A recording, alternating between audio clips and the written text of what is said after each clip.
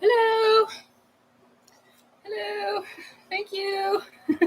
I didn't know how to get this to work. Okay. Well, that's okay. How do you like my hat?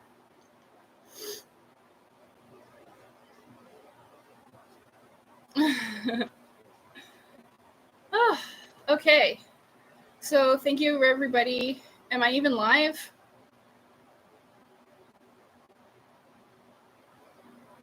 Can you hear me?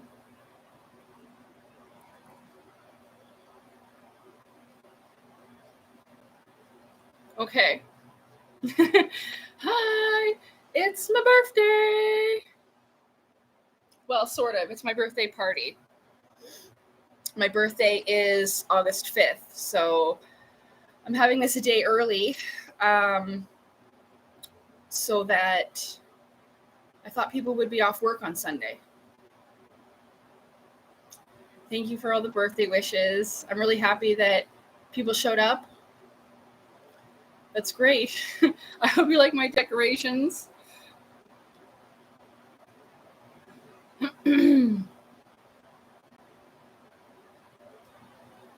The heat is unbelievable. It's so hot outside.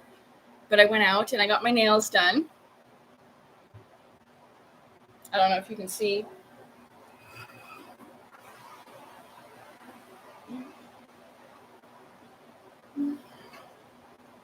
Oh, well, they're like pink and sparkly. But they're my real fingernails. See?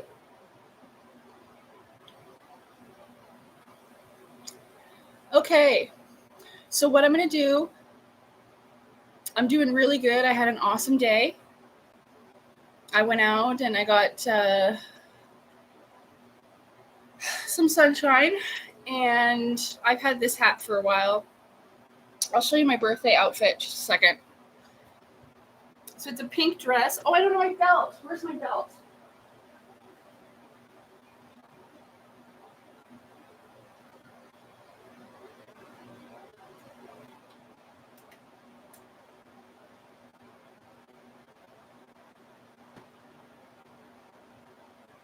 Here we go. Here's my belt. Wait, I'm going the wrong way. This way. This is my belt, my pink dress. And here, I guess I can just do it this way. Okie dokie. See? Ta-da! This is my pink hat with my pink dress and my cool belt. I have another one of these, but this one goes well with this dress.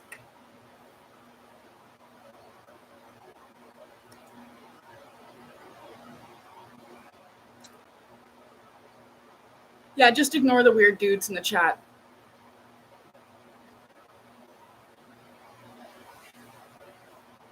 The cats are fine. Marvin and Salem are playing somewhere. I'm actually in the middle of just cooking my dinner, so I will be in and out just for the first few minutes a little bit. And then I will be here and we'll eat a meal together, and then we'll have cake after that. So yes, we are. And I will show you my cake. Woo! Okay.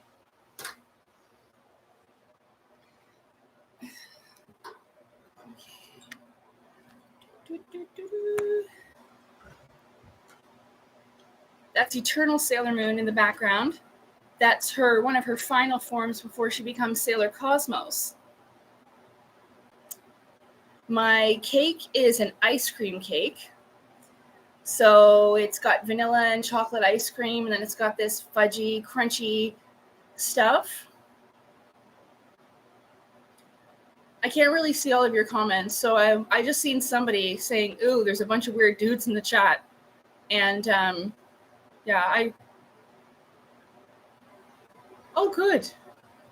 Riffing a spliff, eh? Hello, in Arizona.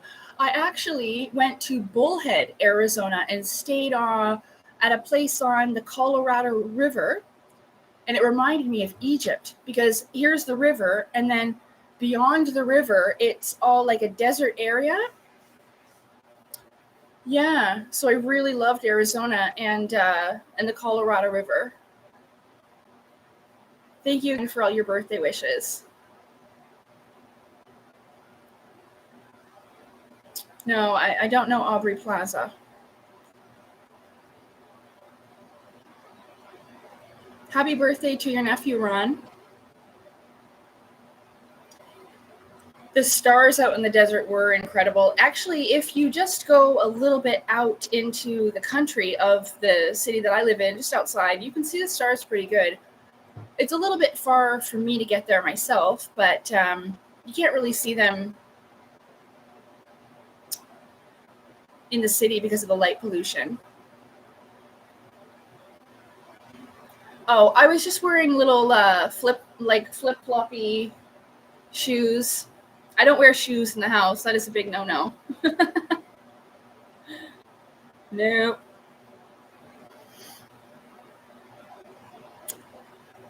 Yeah, I don't know, Dave. I just read a random comment. I didn't even see if there was any, so it's all good. All good. Just ignore it. I am having a roasted chicken, mashed potatoes, gravy, corn, and pickles for dinner.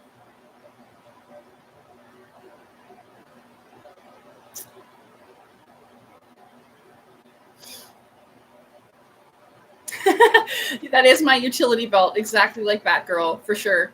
You just can't see all my little compartments. They're underneath. Okay, I'll be right back.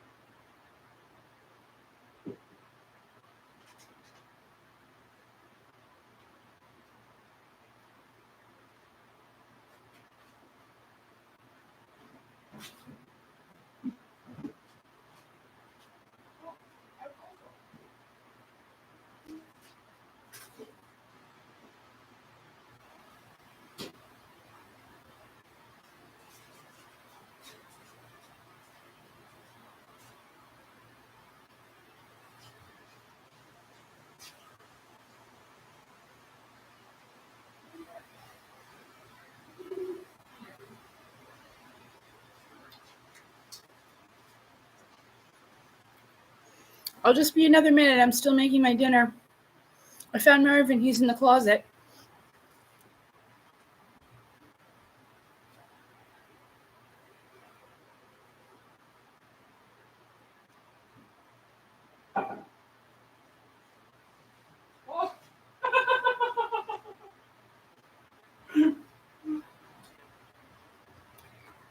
Marvin's just come out of the closet. Get it?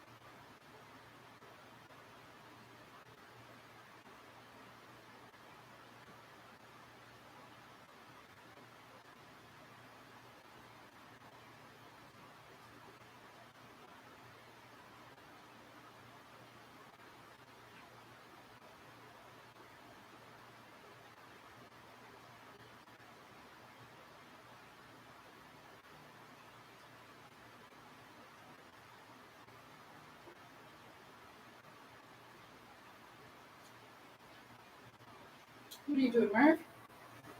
Hey, what you doing, Marv? You gonna go see? Don't you jump up there? Hey, what's that? Go see. Go get him, bud. Here comes Marvin.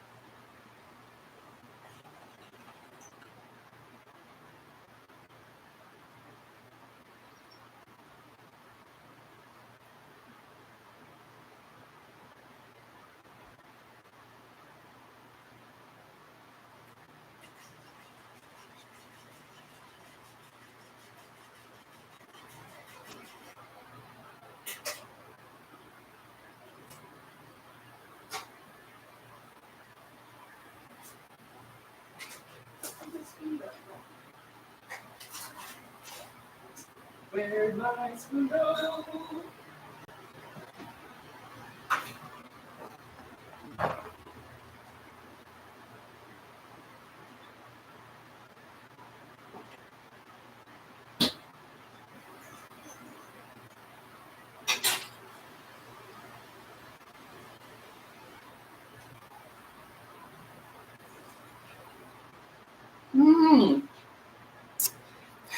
Marvin.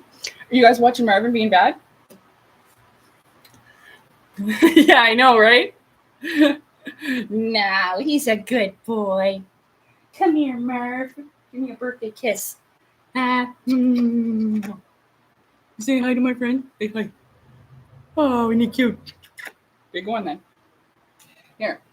I got him this little felt octopus. There There he goes. Oh, thank you very much. Marvin the Martian. That's right. That's his name. Marvin the Martian. That's right. Okay. So, again, thank you very much. Yeah, he's looking for Planet X for sure. He'll find it one day.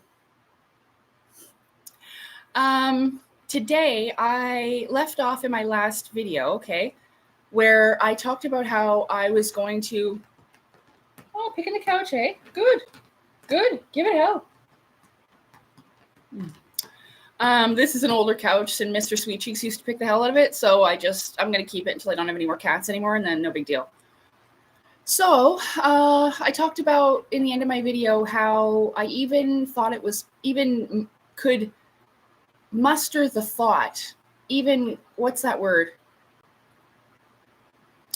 Contemplate it, host the idea that it would even be possible that I could be a quote-unquote superhero. Thanks, it's a leather couch, it is comfy.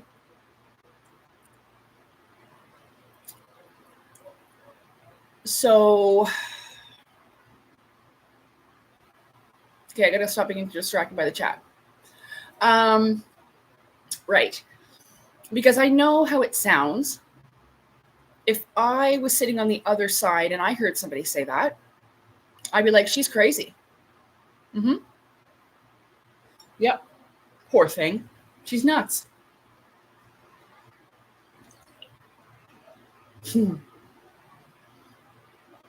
I am. Just right now, I'm just making my gravy. Time flies by when you're doing stuff. I had all day, and then the moment that I start, oh, I see him. Marvin! Hey. Good Jesus Lord. That is a tack, boy. Hey, that's a tack, boy. I'm taking it down. Friggin' eating a tack. The tack was in the wall. He's over there chewing the tack. Boy. Boy. I hope we didn't hurt your mouth. You all right? Uh-huh. I didn't even notice. Ah! Marvin! Shit. Shit. Marv! No, Marv. Mommy made these nice decorations. Don't wreck them. Good boy. Thanks, honey. Thanks, honey. You're a good boy. You remember my banner?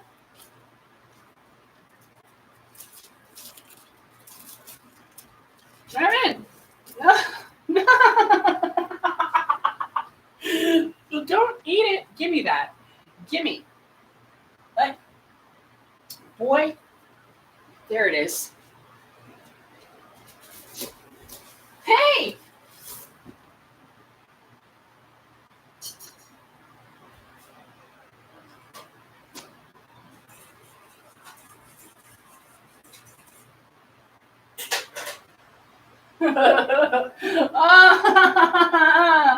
You broke it.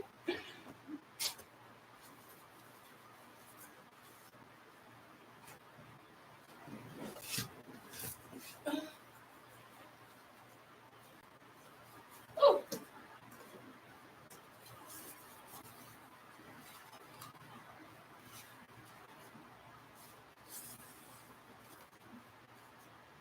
There.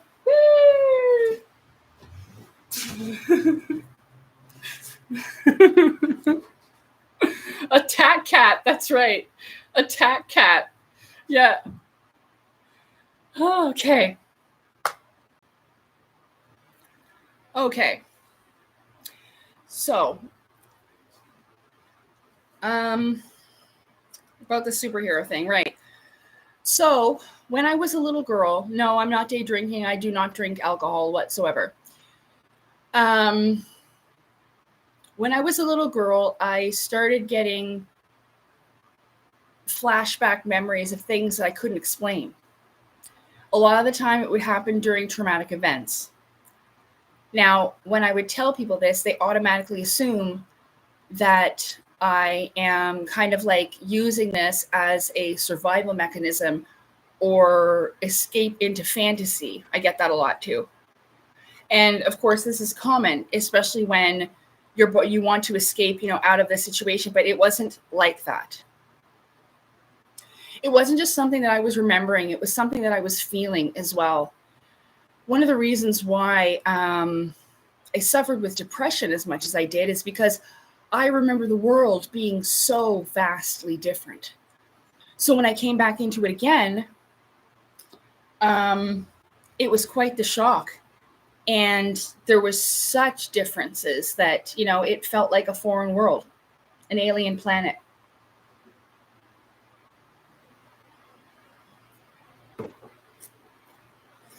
That's a lot of what happens, when your starseed, your flame, starts to get sustenance from your soul. Because there's a difference between spirit and soul. Spirit, as in the great spirit, the collective consciousness, source, the divine creator, which is enormous, okay? And then there's soul, which is a piece of that in you. Almost like a seed from a giant flower. I'm drinking tea. I don't drink coffee either. Just regular English breakfast tea. Sometimes I'll have orange pekoe. Marvin, boy, he just tried to jump on the curtain and missed, and then rolled. Boy, are you okay? He's fine. Okay. Yeah, I know. The food is coming. I'm hungry too. Okay, where was I? So the memories, the flashbacks, the feeling. I gotta stop getting distracted so I can actually finish this for once. Feeling like it was an alien world. Your starseed.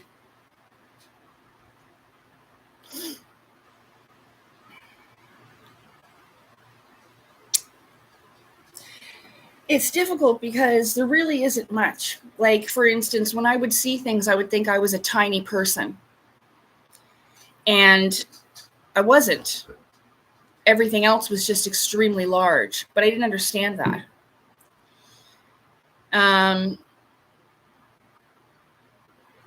Yeah, I have had a haircut before. So everything was very large and, creatures, giants, things like that. But I thought they were just regular sized people and that I was small, like a little fairy person or something, like Thumbelina.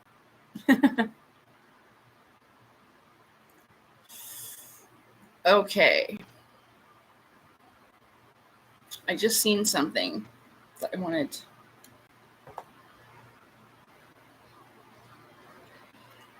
It could be the supercontinent Pangean continent. The Earth has changed. We know this. We've seen this with geological evidence, okay?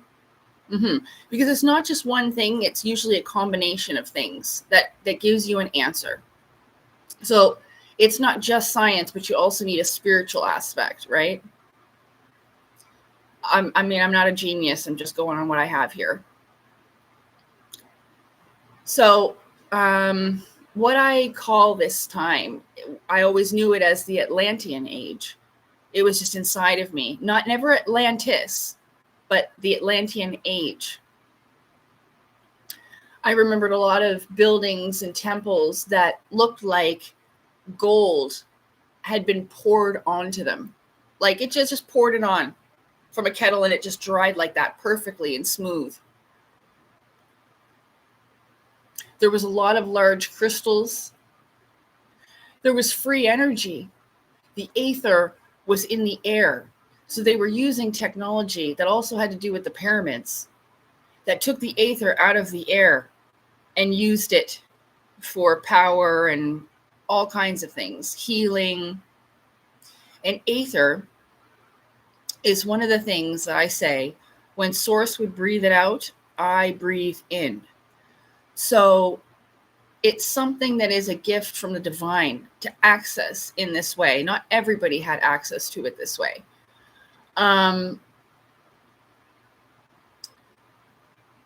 Because there was just like what I would say, the common people that lived that were just regular humans, but I was not. I was half human and half something else. No, not ether, aether. Yeah. That's why I also have a strong connection to Japan, China, India, a lot of places in the East. I didn't know why, but I would see these places on television and get a really deep emotional connection and miss them, but I've never been there.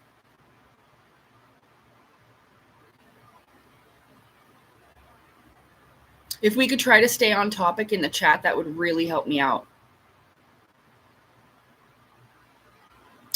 Oh, yes. Fighting dinosaurs and dragging women back to my cave. Mm-hmm. Hello from China. Ni hao.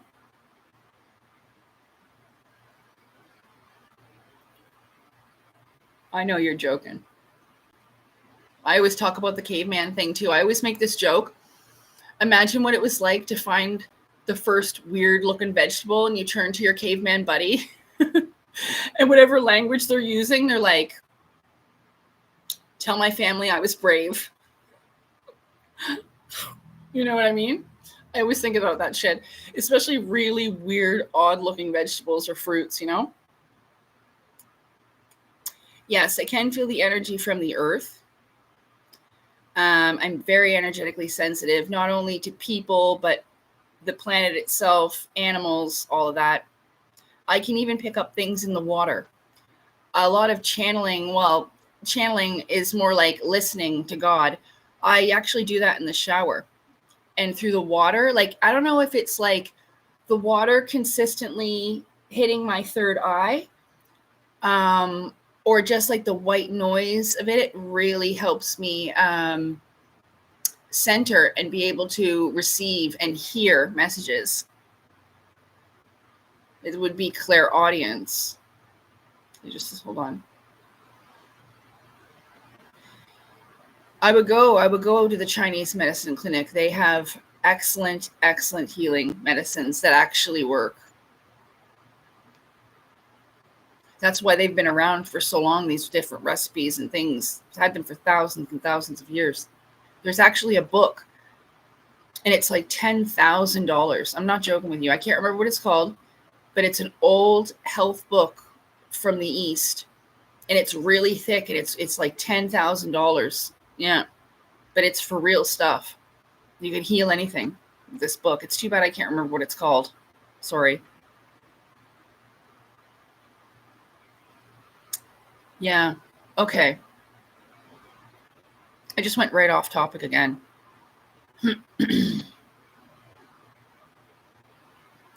Yeah, so my connection to the East. See, at first I was born in the East. Now I'm reborn into the West. Find that to be strange. I also remember, see, I knew that they were a fight between the gods, but I didn't know exactly that these things were historical. Like, you know, there was places in India, I think it's the Mahabharata, where it talks about this, where the Devas and the Asuras fight. And I was saying about that before. Now, I didn't know they were called that back then. But I said that before because the last battle, I don't think the Devas won. Clearly, we have some, like, the opposite of spiritual, like to enjoy the physical life. That's what's going on here. So basically the red when we should be the blue.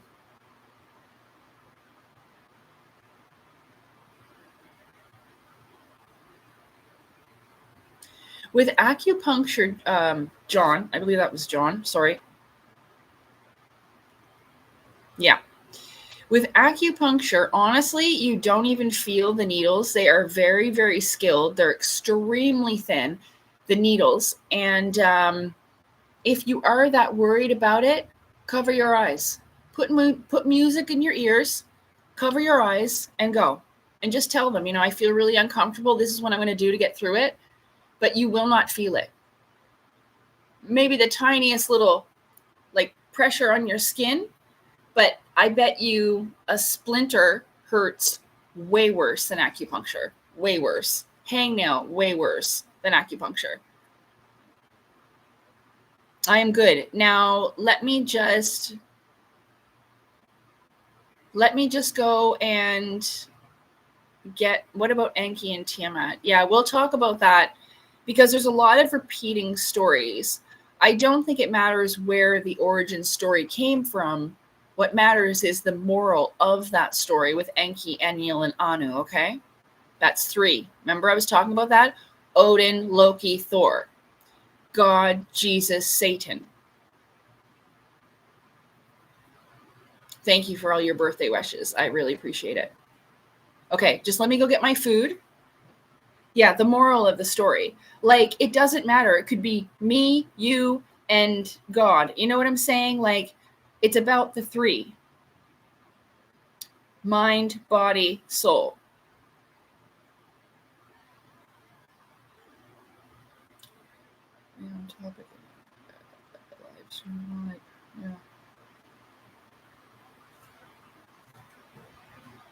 Yeah, see? Trust the people around you, John. It's fine. I know there's a lot of things that are scary, but honest to God, if that was me, that's exactly what I would do. So that's the best advice I can give. Yeah, you'll be fine. And you know what? The result, whatever the health issue is, if that can help, why not? Can't hurt. All right, I'll be right back.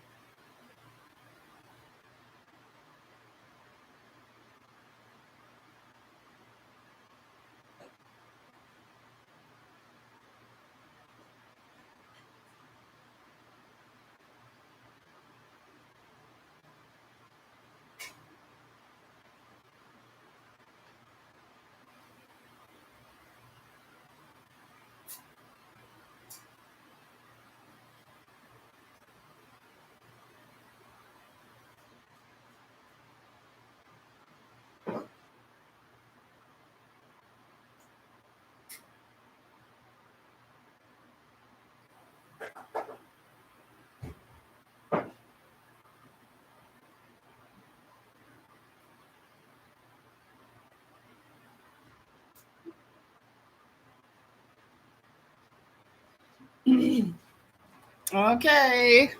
You ready? Oh, how do I show you my food? Oh, there it is.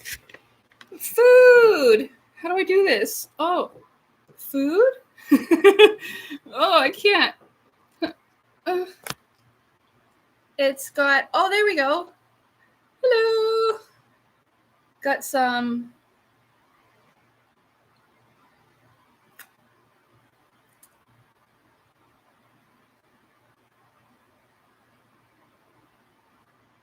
Oh, I was reading the chat. Okay. Okay, so where is it? Oh, here we go. So there's chicken, and corn, and coleslaw, and mashed potatoes with gravy.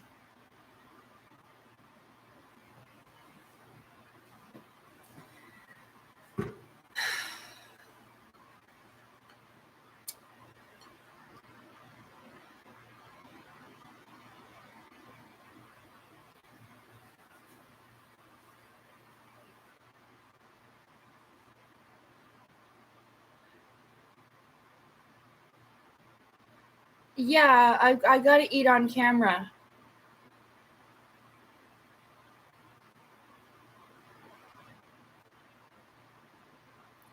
You've never had mashed potatoes, chicken, gravy, corn, and coleslaw before? This is one of my favorite meals. That's why I made it.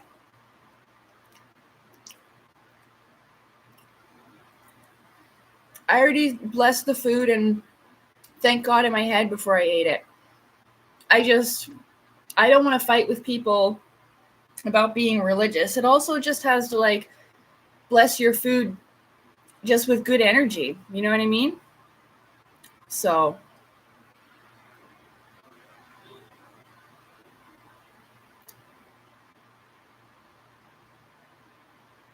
palm puree is the posh name for mashed potatoes, is it? I didn't even know that.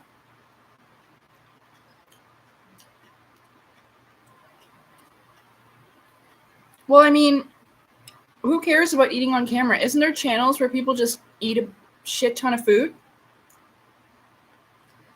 And they don't even say anything. They're just sitting there stuffing their face.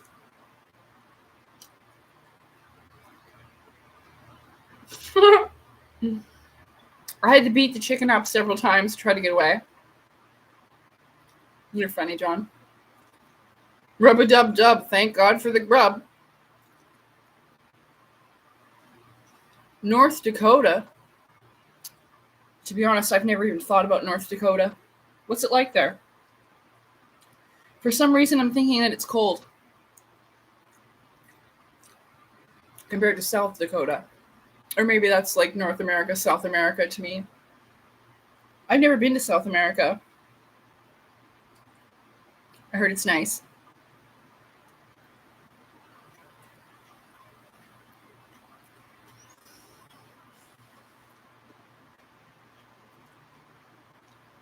I thought palm was apple anyway. P-O-M-M-E. I thought it was apple. Yeah, mukbang. Yeah, isn't that a weird word? That's a weird word. And plus, I just want to say, there's been times when I've watched those mukbang channels when I was starving. And if you don't have any food, God, please provide for all of those who do not have a meal to eat right now. That's one of the reasons why I kind of felt a little guilty, but I haven't eaten all day.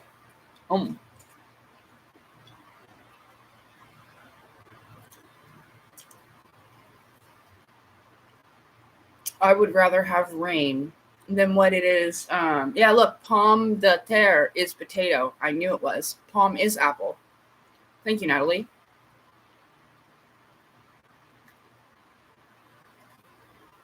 Oh, well, Nate, I eat this meal quite often.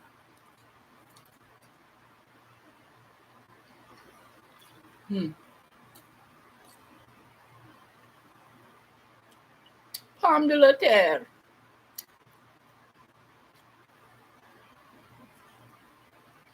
I'd love rain. Yeah, I would definitely appreciate rain rather than this weather. It's just been unbelievably hot.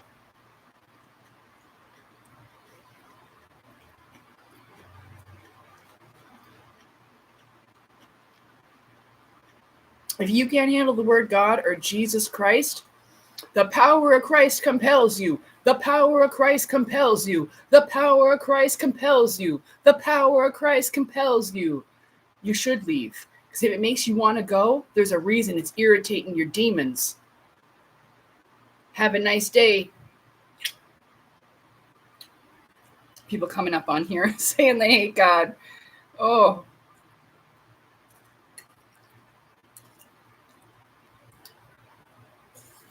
That's perfect.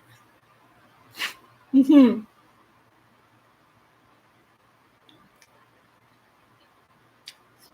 The power of rice, William. That's right, Jesus is Lord. It has nothing to do with religion. Of course, there's a religion based off of this person and his teachings. I really don't want to get into that tonight. You can read the Gods of Eden. That's it, you know? So we were talking about how I even thought that it would be possible. We started off with the memories.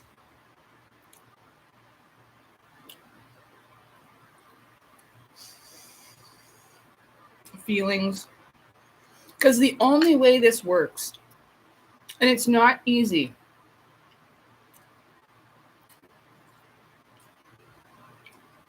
No, you don't need a blood sacrifice. Caveman. You don't need that, no. You have to believe.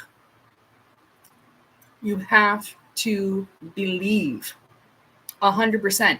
And ever since I was a little girl, I just believed it. No one needed to tell me. No one needed to say anything of why I was put here and what my purpose was. I always knew.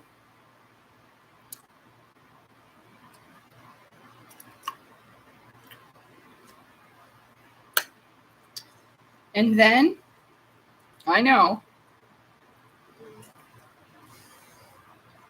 Let's just skip a little bit forward because, I just lived my life like that. I tried to let it go when I was 17, putting childhood fantasy behind me and tried to live my adult life. It didn't go away. Then I found out that other people feel the exact same way as I did. Not only with the Starseed thing, but I didn't know that. I used to ask people when I was growing up, do you remember having powers? And they're like, what do you mean? Like shooting fireballs? Yeah, something like that.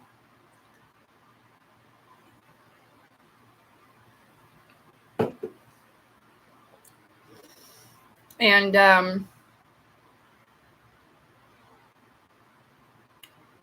shit, I lost my train of thought because of the dang chat. It's not your fault. I'm glad you guys are having fun.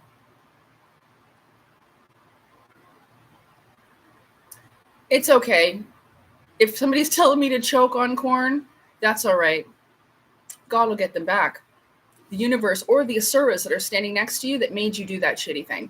So it's fine. They'll strangle you for that later. During like what is that called? Where you can't move when you've woken up. What's that? Sleep paralysis. Maybe you'll have one of those. You should be nice.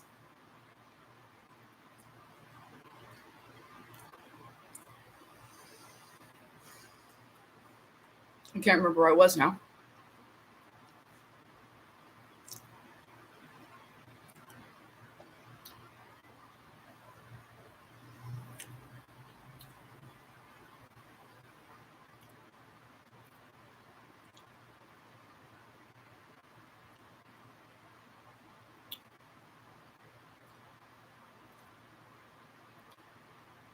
No, like,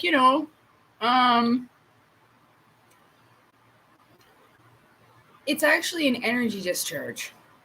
It looked like lightning to me. And of course, you can manifest an energy into fire or whichever element you can. That's why in my book I talk about it almost being like, it felt like being the avatar of Avatar: The Last Airbender with all the elements. I'm not messing with you. You could do things with the aether. Not everyone was capable and had this type of body that could do this. Now we have to upgrade these bodies on our own. But before, I was given one, and it was almost like giving a child a Ferrari. You know, a lot of beings misused it, but they didn't know. They were young souls in very, very advanced hardware, basically.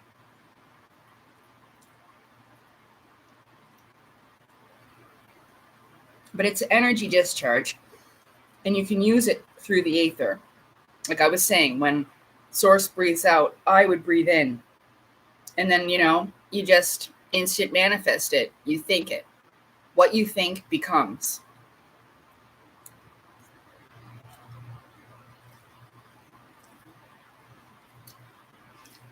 It's very possible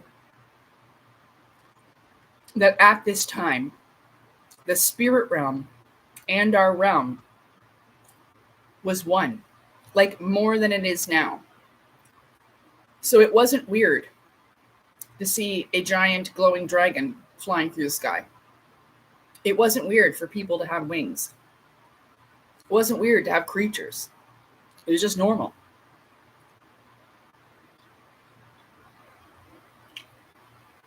Nope. I have never taken LSD or any kind of drugs like that. The only thing I've ever done is smoke weed. I took mushrooms a few times when I was younger. That's it. Some people need LSD and drugs to do this. I actually just ran into my ex-boyfriend at Walmart just today, and he looks old as hell, and he's younger than me.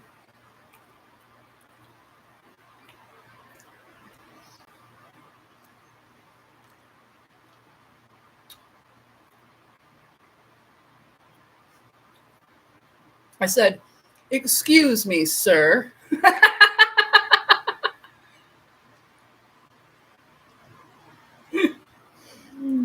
Oh.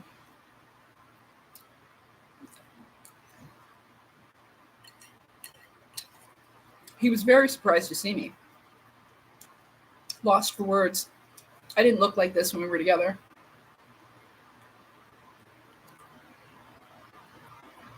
Who, Mad Max? I think you missed it. You missed where I already have Jesus Christ as my brother, best friend, teacher, father, and Lord. Do you even know what the Christ is? There's a fluid that goes up our spine. The Christos. It's actually a sacred oil, but I can't say the word. It starts with C.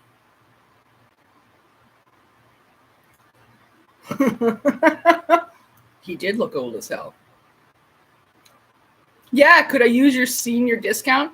His beard had gone gray. And his hair. Like, what the hell happened? And don't you dare say it was because he was my boyfriend and I did it to him, because that was not what he looked like.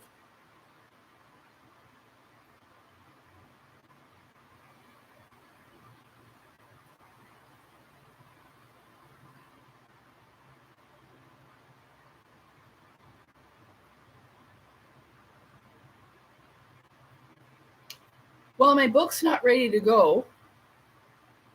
I rushed it and I put out, even like just for me, I wanted to publish a copy for myself. That's the copy that I have. So I need to be able to get into a place where I can finish the rest of it and do what I wanted to do, because it's not what I wanted. There's too much on like the whole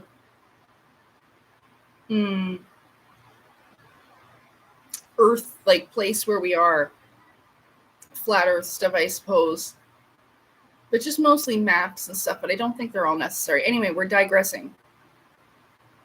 Genetics, diet, stress. Yeah, it's true.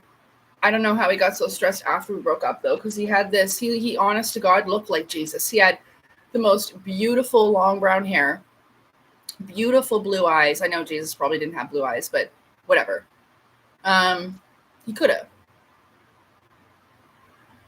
People born over there, they could definitely have blue eyes. So anyway, and so he looks a little bit like Jesus.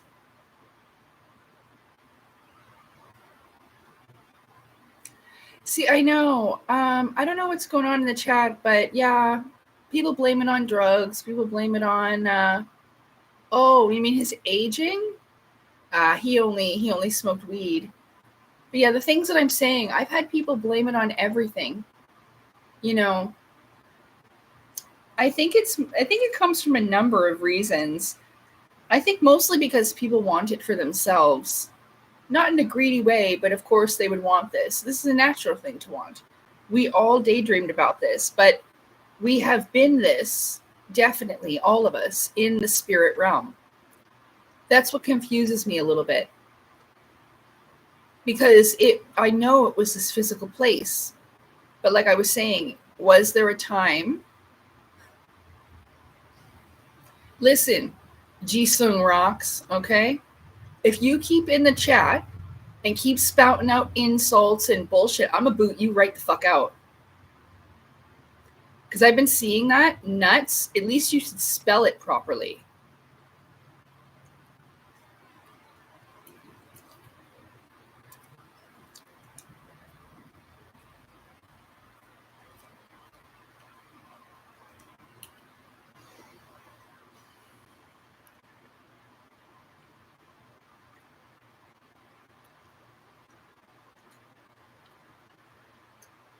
Yeah, well, weed and marijuana affects everybody differently. I've been smoking it every day since I was 23. It doesn't do those things to me anymore. It's medicine, and it's for my CPTSD. It actually helps me be normal, quote unquote. It doesn't allow all that shit that was piled up on me to dim and destroy the person that I was meant to be without all of that being done. It's almost like throwing a bunch of sheets or blankets on top of it, and what you really want is underneath at the bottom of the blankets. You see what I'm saying?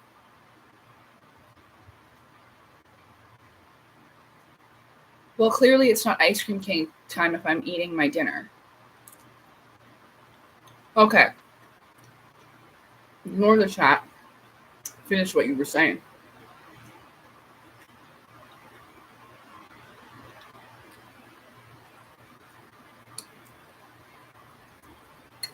Well, fast forward to 2012 is when and please just give me a moment. I know, because I don't feel the same about this person now.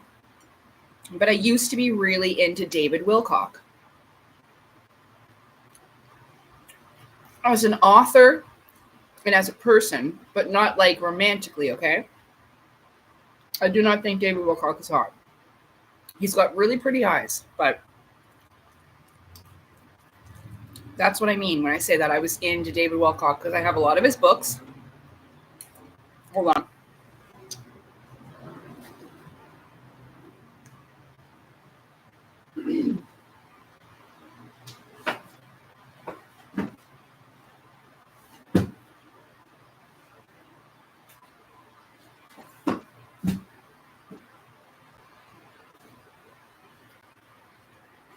Okay. So, these are David's books, and I've read them all. The Source Field Investigations is one of these. Yes, he does a lot of work with Edgar Cayce. And I actually haven't, I'll get that book now before I start talking.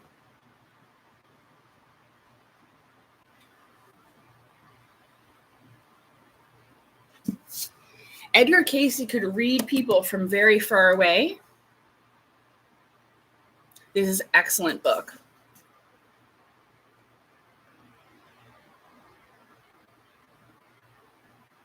Okay. So, excuse me. Back to David. The source field is basically what I was talking about when I said source connection, where I talked about it being like a giant nervous system. I talk about this in the little videos that somebody asked about my art earlier. And you can see that where, well, it's hard. I tried to put the lightning strikes to show that it's energy. I've talked about this, I know for sure, in my video about Source Universe U. So basically, just kind of like how you see it here, not only is it energy, but it also has these swirly things, you know?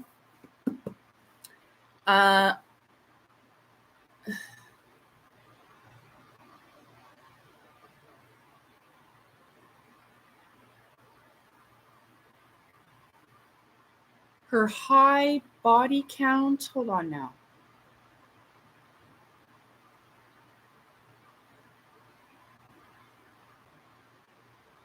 Her high body count traumatized her? You motherfucker.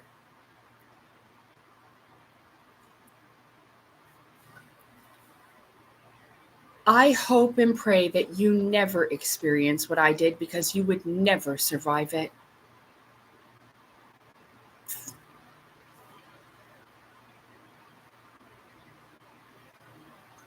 Jesus, find that person. You need help.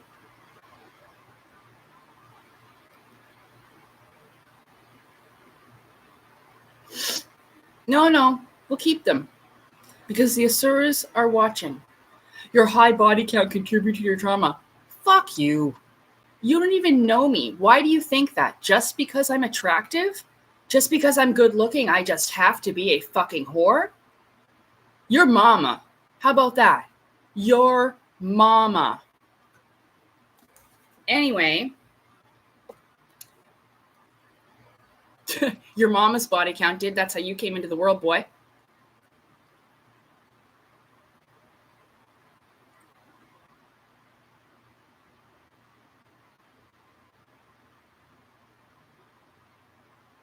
Whatever you're saying to me is going to come back on you. Asuras, get them. I already called on Jesus first. Get them. I don't care. So we're talking about David Wilcock. He has, okay, let me start with this one, because this is what really got me reading David Wilcock's books. I went to the bookstore and I was looking for books on UFOs, but there wasn't anything in the section. Like, there was nothing. It was like maybe 3 rows long this way and maybe, 3 rows high this way. It was the tiniest section. And I couldn't find anything. But at the bottom of the shelf, there was this book called The Ascension Mysteries by David Wilcock. And I had this friend that is a girl at the time, and she was always talking about David Wilcock. David Wilcock this, David Wilcock that, when we would be talking online. And so I started teasing her about it a little bit, because her and her mom were just, David Wilcock this, David Wilcock, David Wilcock's going live on Sunday. I'm like, oh my goodness. But clearly Source wanted me to pay attention, right? Because when I saw the guy, he kind of, just his like upbeat personality. I thought he was one of those ascension hippie guru types, and so it was kind of off-putting.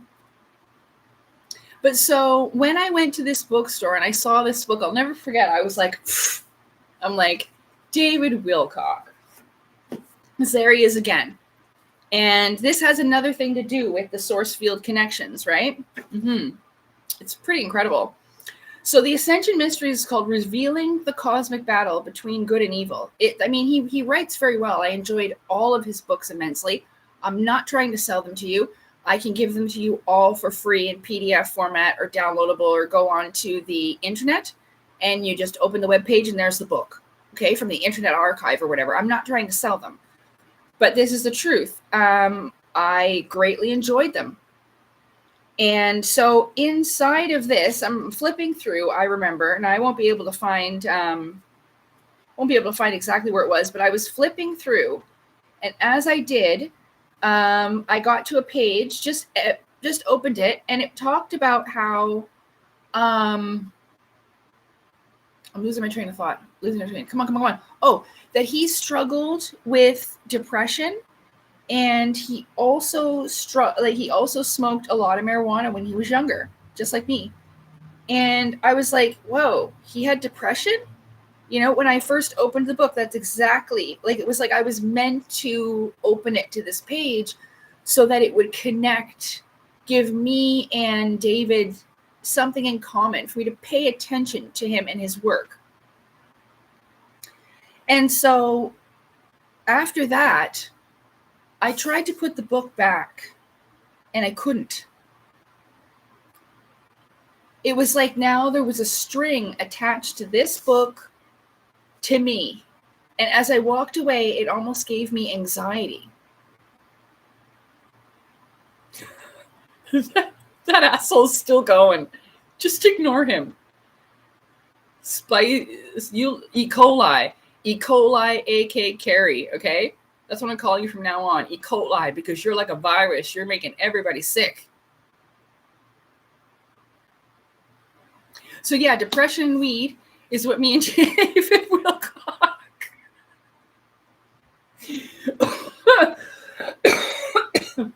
What me and David Wilcock had in common. And inside this book,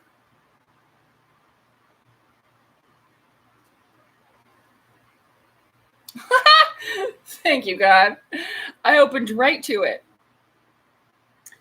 And this is going to be difficult for some people at first, but hear me out, because it's not, when I say it, we're not talking about the same Jesus here, okay? Just give me a moment. This is on page 340, the Black Jesus. Just give me a moment. I've got actually articles, and there might be a news thing. I'm not saying that there was two Jesuses, that Jesus was black, okay? Give me a minute. One of the most surprising stories Jacob ever told me concerned a man they called Black Jesus, but his name, hold on. Trying to remember.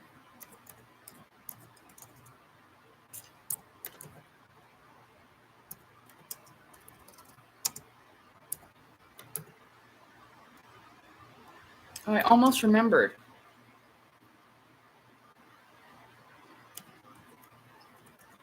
And you know, he got run over and he healed himself.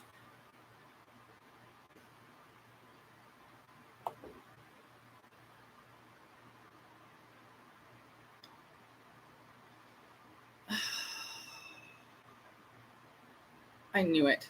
I wasn't going to be able to find it. I can't remember. What was his name? Anyway, if I remember it, I'll put all the articles in the pinned comment or description or whatever. So he said this was highly classified, and he was definitely talking out of school to tell me about it all. Apparently, in the 1960s, a man appeared in Africa who had full ascended abilities, or AKA the stages of initiation. Clairvoyance and clairaudience is only one of the stages in stage 3 where I'm at. You can go higher, where you can literally biolocate short distances. Yes, teleport, okay? This is how the extraterrestrials do this. Apparently, in the 1960s, a man appeared in Africa who had full ascended abilities. He could read people's minds, telepathy, materialize objects, instant manifestation out of thin air. I do this already in the astral realm all the time. Any kind of weapon I need, anything, even a magic flying fucking carpet, anything that I need, I can manifest there. He can communicate telepathically, levitate himself, and teleport his body from one location to another. It doesn't work like that. And anybody who says they can give you lottery numbers is a liar. It doesn't work like that. Information comes from source when it's needed or when it's meant to, not just because you want it for selfish gain. Selfish, greedy gain. I would never. I don't care if anybody promised me part of the money. Have you never watched movies where really bad shit happens when you do that? Yeah, they're trying to warn you.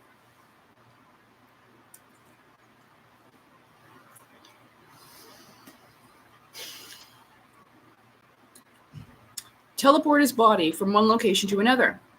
He was a spiritual teacher who emphasized love, peace, service to others, and forgiveness as the common core that unified all the great religions. The Cabal does not want anyone to develop these abilities. That's why they've been trying to kill me. And if they find out that someone has them, bring it on, bitch. I'm ready for ya. They will hunt those people down and terminate them with prejudice. The Cabal made several attempts to assassinate this man. He consistently regenerated his body after each attack, no matter how lethal it seemed to be. Finally, the man was told that they had given up. He was far too powerful. There was nothing they could do to stop him, and they were going to surrender. They invited him to a major world summit and told him they would reveal him to all humanity so he could share his message. He was brought on board a military transport aircraft. Once airborne, he was shot repeatedly. His body was divided into many different sections, just like they did to Osiris, each of which was stored in a super high-tech energy-shielded container. Like, okay, do you see those gigantic coffins that, like, it would take, like, I don't even think 20 people could lift the lid off of those giant coffins? When I seen those, the word revival chamber came into my head, okay?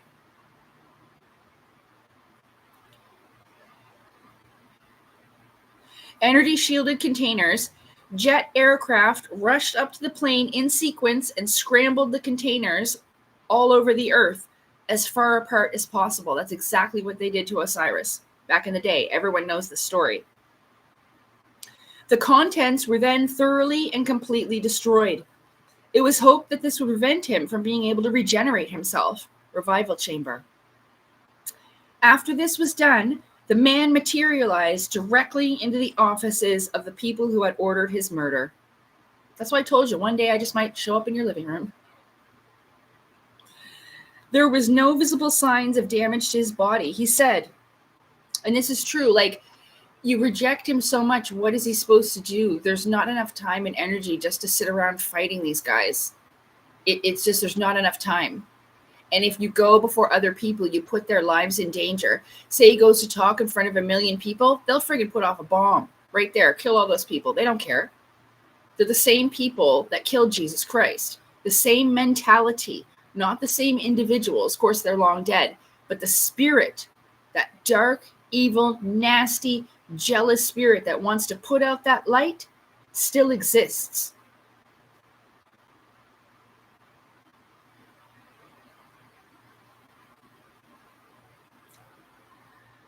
Your desire to prevent me from living on earth is so strong that I am forced to honor it. I am leaving you shortly. However, in the future, many more people will develop abilities just like me. Once that happens, you will no longer be able to stop us from making this world a peaceful place. I'm getting goosebumps all over my entire body for everyone. Can you see? I am. I just got goosebumps from my legs all the way up to my shoulders. So I know it's a lot. I cannot remember that man's name, and I've made posts about this so many times because his name is known.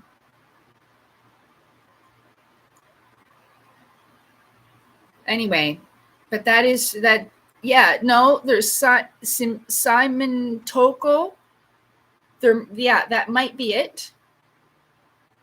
It is like they speak French down there, right?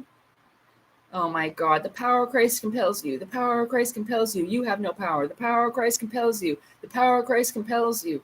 My God.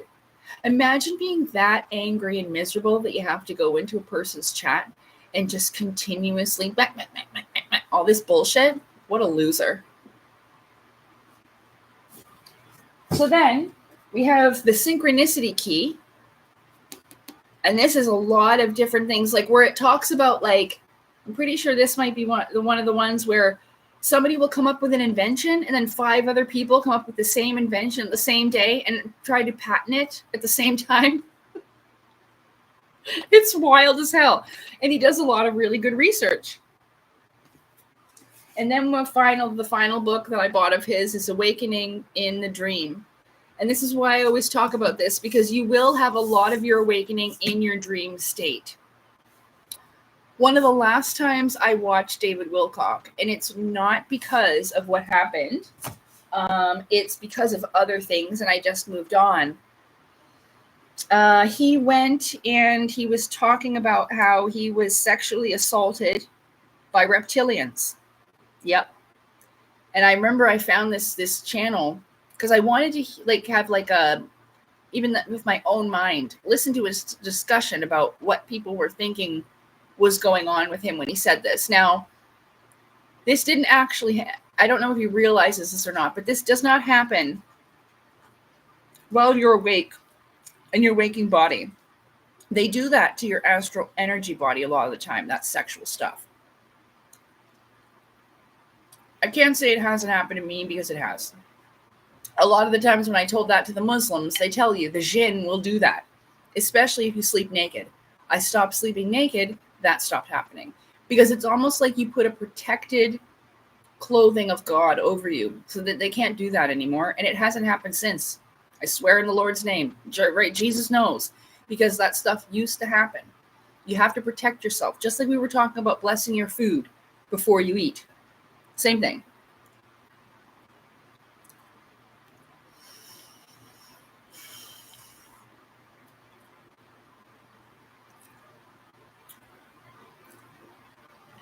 Yeah. I mean, UFOs.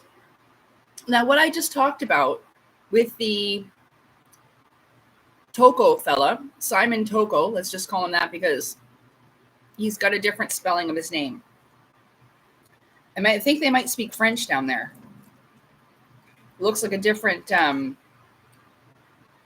spelling of it. Simone. It talks about this in Initiation. I just need to eat some chicken here. The chicken's really juicy and good.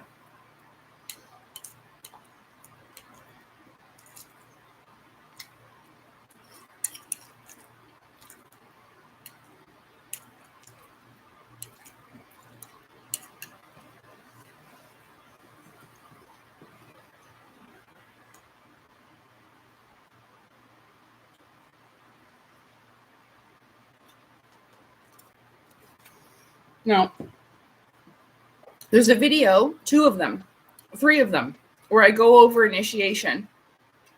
You're more than welcome to go and look at these for yourself. Unfortunately, Initiation has been wiped off of the internet. It's gone. This happened in December of 2023. Luckily, for the rest of us, I went and took pictures of it on my computer because I planned on reading it on my channel. You can't find it, Initiation. It's under Theosophy, but it's no longer there. I actually copied and pasted it right off Wikipedia, right into my book. So, but it doesn't exist anymore, so I'm hoping to not get sued. So, Initiation is a concept in Theosophy, what I call soul school, that there are 9 levels of spiritual development that beings who live on Earth can progress upward through. Within these levels, there are 4 basic levels of spiritual development that human beings on Earth progress through as they reincarnate. Although evil acts may cause bad karma, which may cause one to temporarily regress, it is believed that when souls have advanced to the 4th level of Initiation, they have reached enlightenment and have no further need to reincarnate on Earth. At the 5th level of Initiation and beyond, souls have the opportunity to become members of the spiritual hierarchy.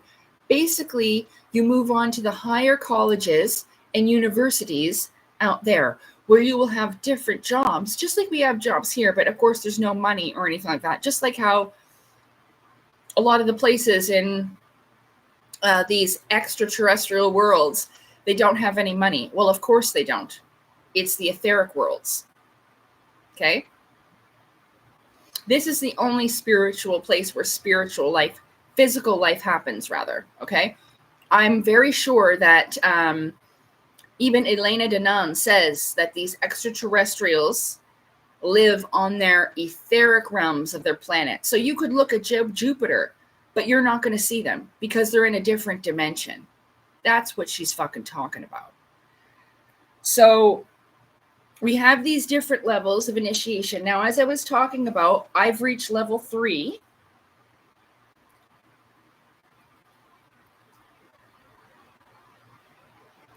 Now, because of my weed smoking and because of my trauma, it sucks because, well, it's kind of nice because I don't want that flow. And of course you can control it, but I don't think it's supposed to be like a turned on radio all the time anyway. Clairvoyance and clairaudience happens when needed. Just like I was saying with source. Information comes from source when needed. If you're always digging for it, you can never be truly sure if it's coming from the authentic source, you see? I've always found that it's come naturally in visions, hearing words, like I'm sure it's already happened in the stream. So,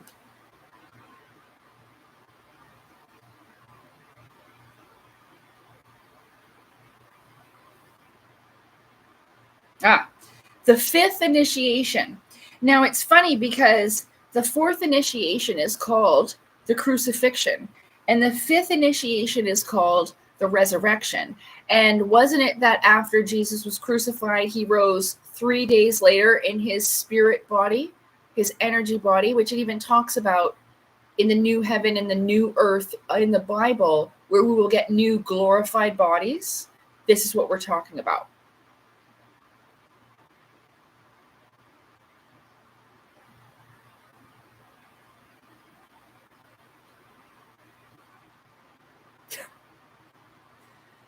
Anyway,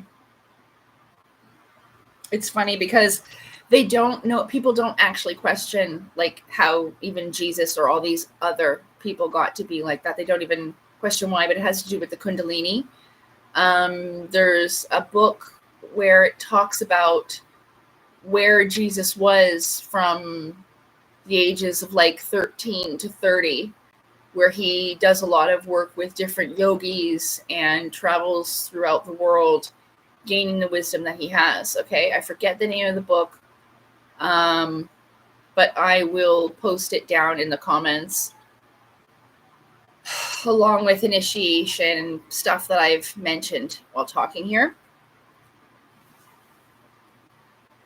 They have a lot of words that come from Vedic cosmology because this comes from the Vedas and their historical cosmology, which it's phenomenally detailed, and I barely understand it, but you will see the rings. I mean, everything's just kind of borrowed off of something else, it seems. Is it back here? My own book, and I don't even know. Oh, there it is. Whoop, there it is. Whoop, there it is. Okay.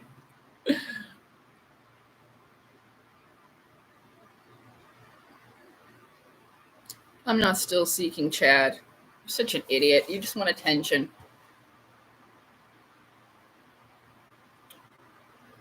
But yeah, it just has it right here where it talks about the yugas and the ages, and the Satya Yuga up here is the age of truth. Up here, the yellow.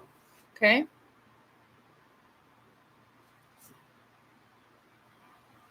So, yeah. So it has it. I have a lot of different resources in my playlists, and I just made a video recently, or a update to a video that has to do with this golden age. And now where I was before was during a golden age, the Atlantean age. Now, of course, it didn't end so great, as we all know, because it got destroyed.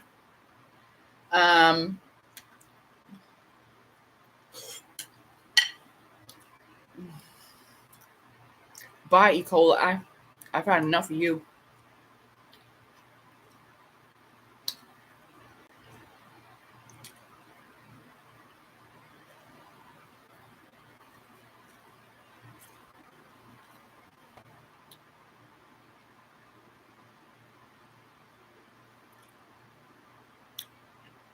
Okay, now like a punished child, you are on a 24-hour timeout.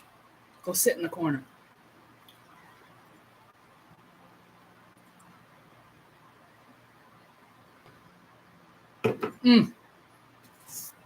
I didn't finish reading that. Because it just, okay. The fifth initiation. Cities at this level include the ability to teleport and biolocate moderate distances and levitate within localized area.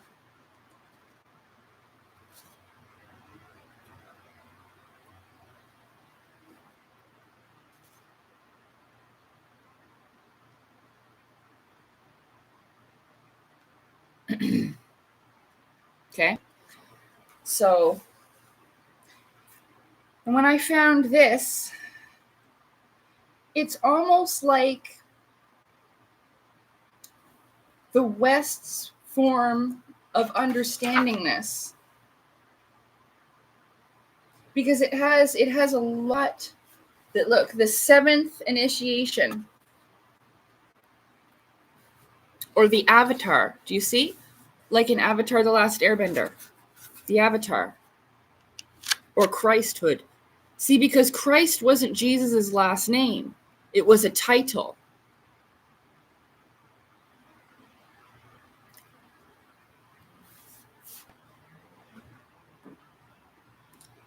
See, Krishna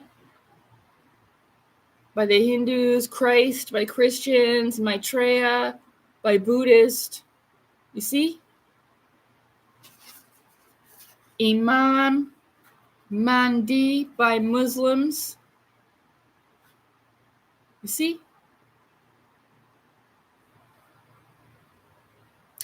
And it says right here, the seventh initiation.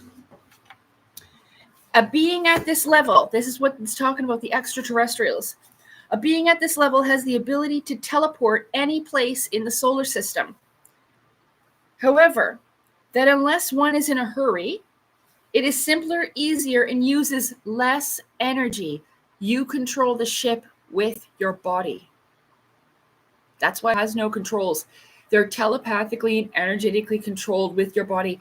Everybody has, like it says, like I've heard this before, but you get your own spaceship.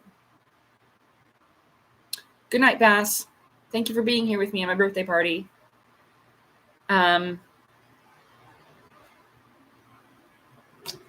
It is less energy to just take a flying saucer. Yeah. Yep. Those are the beings at this level have an invulnerability. You're immortal. You cannot die. Such as they would not be affected by a bullet fired at them, not even the detonation of a nuclear bomb.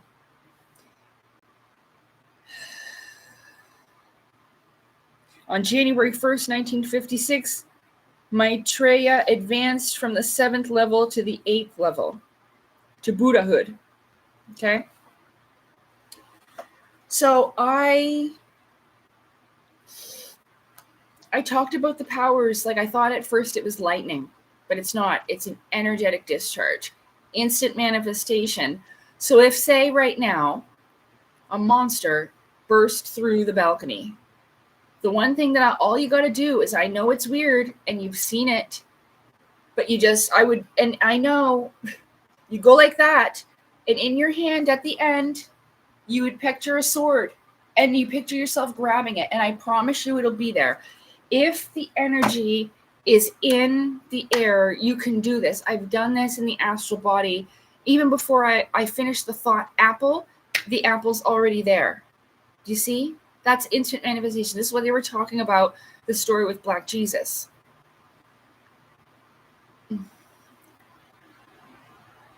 I'm reading my own book, but it's not for sale yet. Maybe within, I don't know, I'll have to recover a little bit. See, a lot of people get caught up with the Asura here. You need to be paying attention to the gateway behind him. The gateway behind him is what's important. A lot of people get caught up with the Asura and they miss what's behind here. It's common. It's actually supposed to be that way. So that's my book that I was reading. But about the story with Black Jesus, that's David Wilcock with the Ascension Mysteries. So now we know, because I mean, this isn't easy for anybody. And I've tried to tell David Wilcock that it's highly, highly, highly unlikely that he is channeling Archangel Michael. Okay? That's probably one of these custodian Anunnaki people. All right? Yeah. They're really trying to keep shit together at this point, but it's not going to work. So, yeah. So that's what's going to happen with me. And I'm hopefully, like, I know it sounds totally insane and delusional, but I remember having the powers before. I know how they work. So if one day they just come online, I'm going to know what to do with them. Oh, it has to do with the sun. That's why the sun's always popping off. I felt it before, too. I have a post about it where I felt it in the sun. And yes, it has to do with the sun.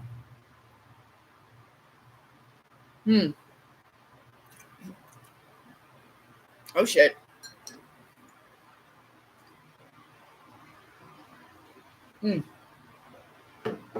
Sometimes chicken breasts, like, can be dry, huh? Yeah. So, I mean, I'm not saying that, like,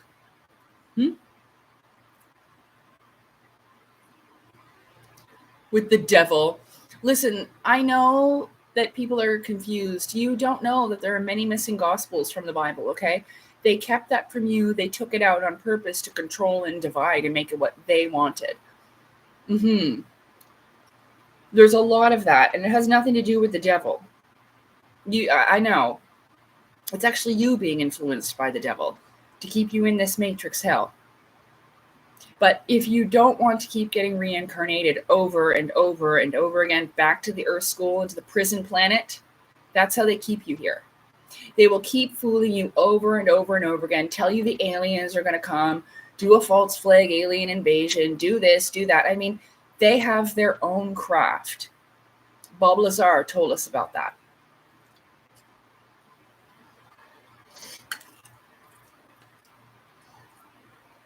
The only reason why they haven't told us anything to justify, the UFO thing is because they don't have any control over it, and they never will. It doesn't matter if they have their own craft or not. You can't control the divine, you can't control source, you can't control God, however you want to associate or identify with your creator. And that's like the number one thing. There's a lot of people that don't even believe that there's anything, Like I was saying, though, it comes from belief. You have to believe.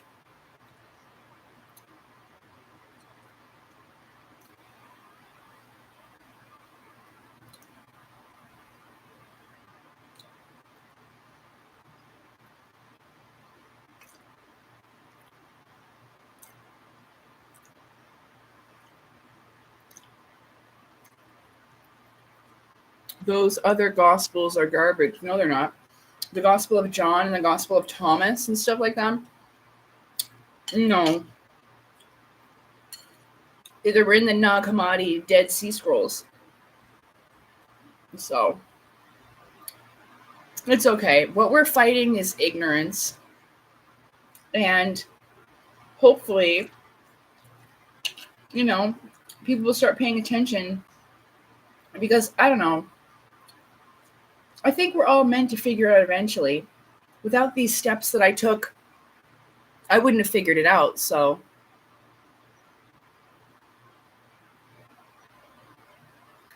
well, you can't really prove that the Gospel of John is real, the others are not. Why? Because Mary Magdalene's one of them? Is that why? A whore can't write a gospel? Is that what you mean? Even though she wasn't a whore, she was most likely Jesus's lady.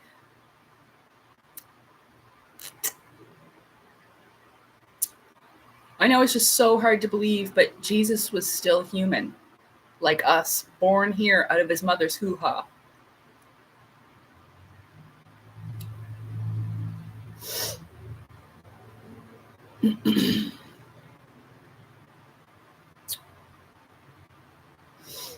Yeah, he was. Jesus was down with the whores.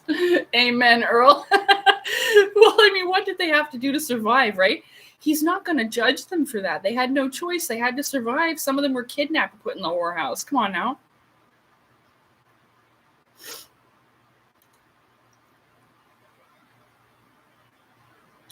Mm-hmm.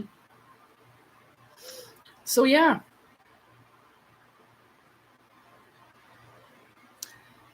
How I remember my past life. Well, I mean, I only remember the stuff that's relevant that I needed to learn from in this one. I don't know why. I was just born this way. I didn't do anything to purposely try to, I didn't have a certain meditation session with certain music in the background. There was none of that. It just came to me. Just as it was meant to. Yeah, it's true. You know, they did need him. They needed love. They needed compassion. They needed understanding, just like we all do. That's what people need to understand is imagine the nicest, best person that you needed in your life that wasn't there for you. You know why? Because the evil people that ruled the world killed that person. Imagine that. The nicest person that ever walked, he would help you no matter what you needed. You needed somebody to drive you to the store? That'd be Jesus. You needed somebody to teach you how to fish? That'd be Jesus. You needed advice about what to do with your relationship? That was Jesus. He was a good, unconditionally loving gentleman. He was a good person. That's why what would Jesus do applies. Because he always knew what to do. Because he worked from his heart in tandem with his head. Heart and mind connection.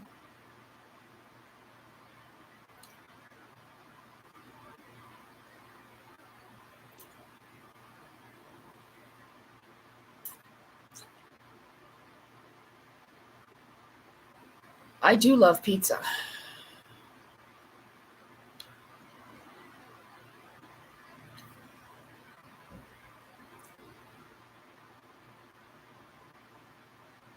Jesus didn't have a car.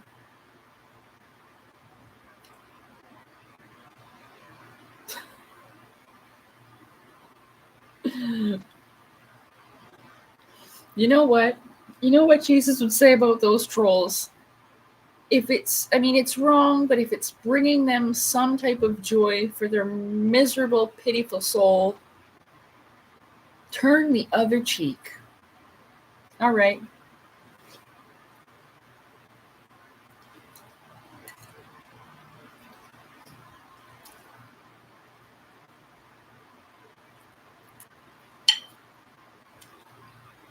I heard in my head, and they might slap you in that cheek.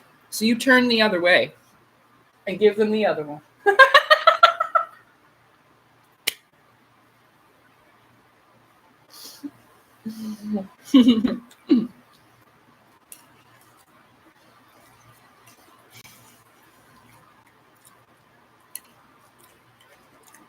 It takes me forever to eat, but I'm doing pretty good. I only got a chicken leg left.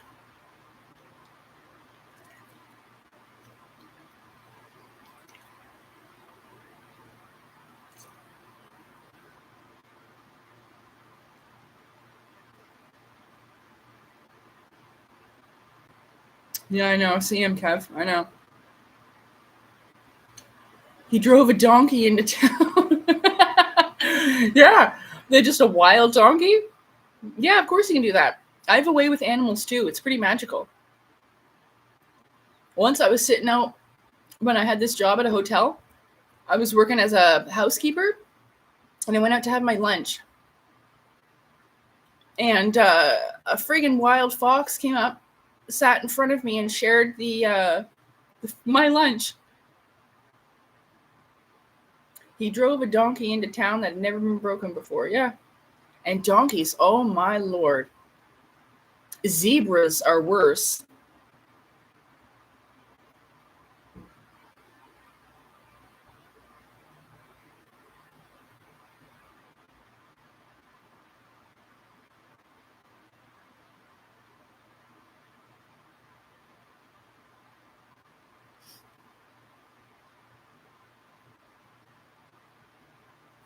Ew, man. Eggplant, water drop, you nasty. Thank you. Happy Earth Day to you as well. How long have I had the Atlantean? Well, it was the Atlantean age. And my goodness, me and Jenny started talking about that. But I had it before I met her. So probably 7 or 8 years old, maybe younger, but I'm going to say around that age, because definitely by age 9 and 10 was when me and Jenny started becoming friends, and we definitely started talking about past lives and superpowers then. And that was around the time that I started watching Sailor Moon. And I remember getting goosebumps all over my entire body when they would transform, and the songs and the magic sounds and stuff. I would get these tingles and my hair would stand up. Like I showed you, the goosebumps all over my entire body, this beautiful feeling. And for some reason, I remembered that I could summon this power. Like I was saying, breathe in from source as it breathed out into me and transform. And that's why a lot of, Sailor Moon's transformations have butterflies and stuff,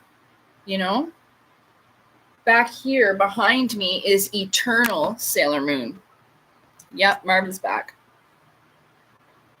So that's why she has wings, because her Kundalini has risen. And then when it throws wings and takes flight, that's Usagi here. She goes through different stages with her transformation. So this is her last one before she goes into Sailor Cosmos, where she gets her white hair.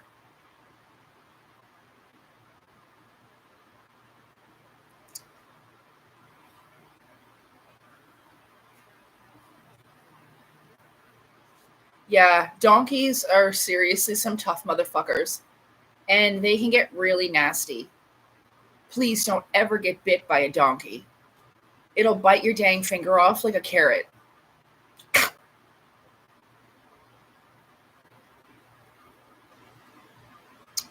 We thought so. Well, I have had a near-death experience. I don't feel like talking about it right now. I do see what Marvin's doing, but he's fine. Ah, the Zohar. The Zohar comes from... Where is he? Hey! From Xenosaga. Boy, are you eating it, honey? And I got it out of his mouth. It's only paper anyway. It's not going to kill him.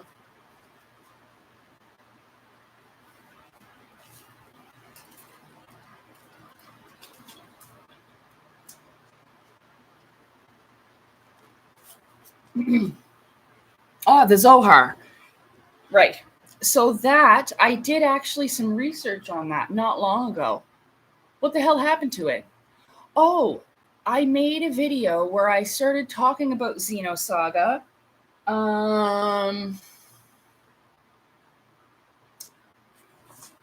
Whoops.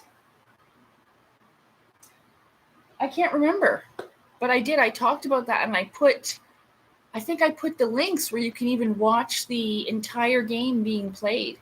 Because Cosmos and Telos and the Gnosis are beings that Cosmos uses. What is that thing again? The Hilbert effect. What What's that God particle thing? That's what I'm getting. The Hilbert effect. Yeah, and she brings these demons into our dimension, because as the spaceships are in the sky, in space, you see them boom, boom, boom, boom, boom, boom, boom, boom, and the lasers are going right through the gnosis. They can't, because they are half in and half out of our dimension. So we can't hit them with the resonance that they're at. When Cosmos uses the Hilbert effect, I think that's...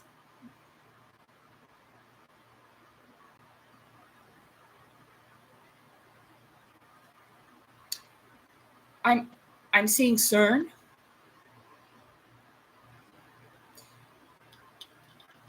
But this Hilbert effect brings these beings into our realm so that we can fight them. Xenosaga is amazing. Marvin. Look at Marvin. He looks so smart sitting there with all his books. Oh, don't leave, Marv. Come here. Come here, Marv. Come here, honey. Come here. Come here, honey. Come here. Come here. So, yeah, Xenosaga. Marvin! Yeah, the form of Sailor Moon behind me is Eternal Sailor Moon. So it would be Moon Eternal Make Up. That's her second last one. I didn't see the new version of Sailor Moon Eternal yet. Yeah, I loved Xenosaga, because there's new Sailor Moon redo. It's Sailor Moon Crystal, and it's a lot more like the manga. Oh, I forgot I was going to bring all my cool Sailor Moon stuff to show. Oh, and my cake too we have to do, because we're going on 2 hours. I knew that this live would be 2 or 3 hours long. I'm willing to put in 3. I have seen Dragon Ball Z. There's actually a video that is called The Holy Grail.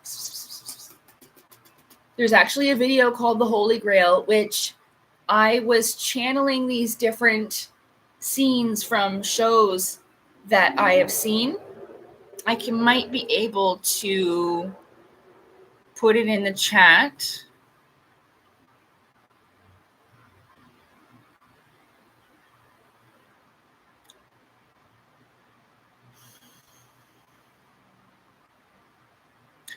Oh, my arms are just fucking stuck like this. This ain't normal. Fuck. What do I do? I'm gonna walk like a douche for the rest of my life. Walk like a douche for the rest of my life. That song's by Jenny Stardust. It's called My Arms Are Just Fucking Stuck Like This. Things ain't going back to normal. Am I fucking gonna die? This isn't good. Okay, what was I doing? Oh yeah, you need that video, right?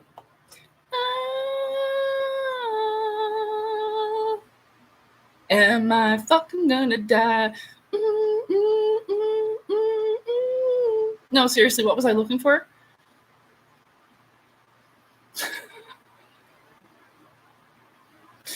See, the problem is that I need more drugs. I need more weed. I'm running low. I mean, I've got a lot, but I mean, I'm here and I'm not smoking it in the kitchen. The fuck was I talking about? Hold on. Ah, the Holy Grail.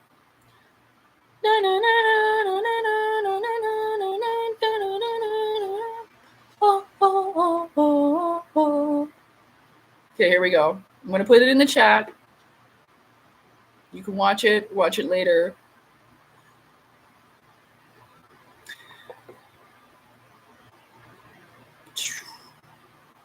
Here it is. Here's my video about the Holy Grail.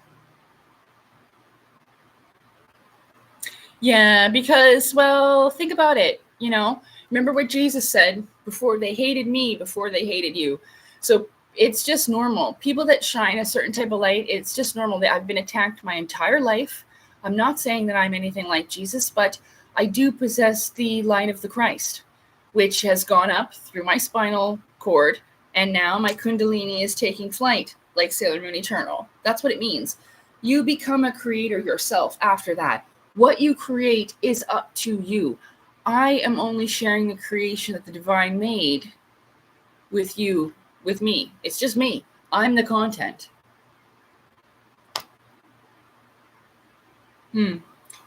I don't identify myself as a chosen one. I think that people who walk around thinking that they're chosen aren't.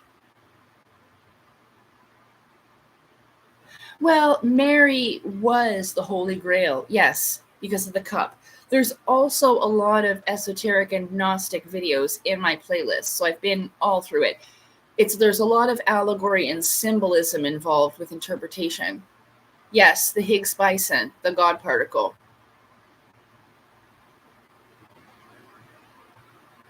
Yeah, I'm seriously, I wish I could. I don't think you're allowed to on camera. Yes, John, the Higgs boson.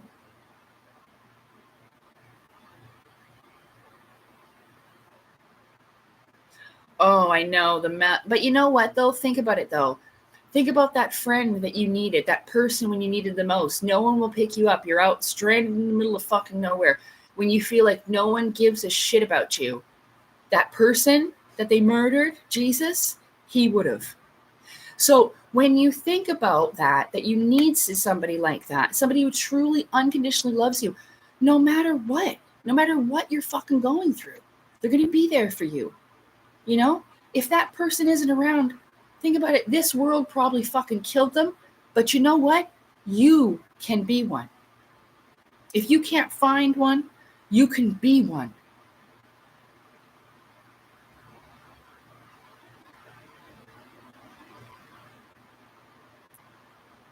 There is absolutely a real multiverse, like DC multiverse, MCU. Yes. Yes. They try to tell you the truth of things. Now, this is how I see Claudio Nocelli's work. It's a lot like the DC multiverse. There was this guy who, was calling calling Claudio crazy and all this stuff, and saying that he copied the DC multiverse, but he didn't. That actually comes from Vedic cosmology as well. So if anybody they copied Vedic cosmology, the DC multiverse. But yes, there are multiple worlds. I said in my book, I promise you one day this will be able to be purchased. But it says here in the beginning, the imagination is your creation station, for one. The mental body. The imagination is your creation station. I have found that instant manifestation works on thought and will. As you imagine an apple, the energy itself comes together to bring the apple into creation. The connection to source, first you will feel it in your body, in your energy body, no matter how. Yeah, okay. Now we're talking about the switch. Okay, so what was I talking about with source? Shit.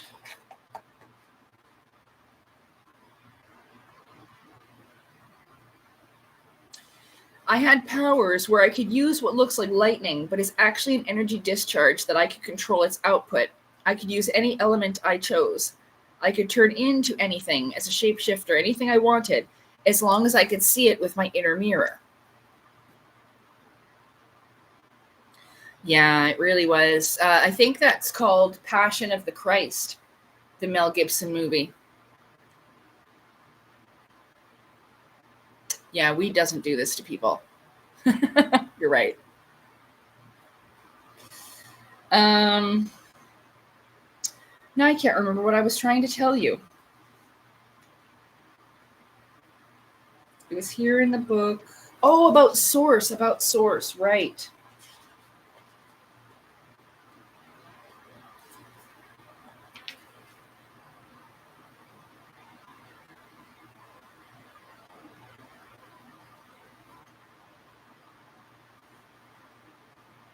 Anyway, I guess I don't need to read it. So every book you've ever written or read, every video game you've ever played, these worlds are out there somewhere. You may never find them, but they exist somewhere. Whether they are channeled through the tethers of Source, through all the creation worlds.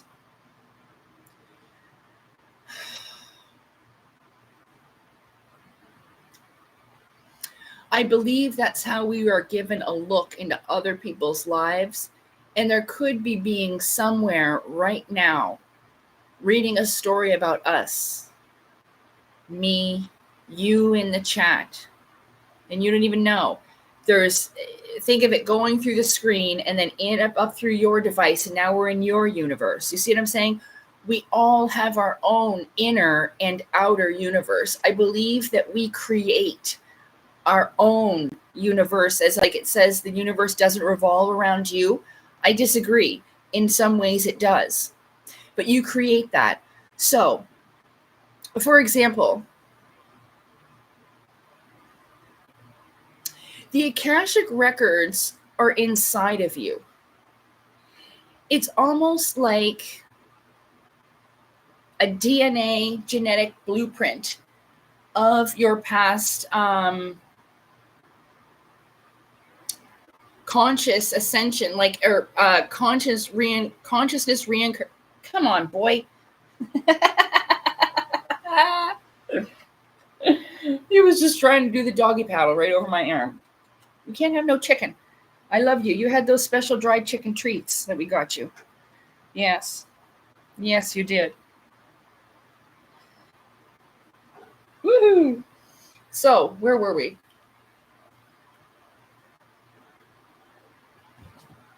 Oops.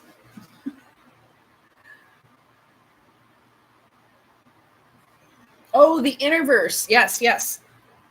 So your inner universe. So basically, when Elena Denon dies, okay, when she passes away one day, her afterlife is probably going to look a lot like Star Trek, okay? I can see how you would see Soul School and the outer universities and colleges and the jobs that they have with Thorhan and what he's doing up there. I could see that, where it would look a lot like Star Trek, because it is a little bit like that. Gene Roddenberry himself said that he channeled Star Trek. This is what he's talking about. Because it is kind of like that out there, but it's not. Not really. It's, well, what do they call it? Half-truths with some bullshit in there? What are you doing, my boy? You look like a stripper at the stripper pole. Too bad I didn't...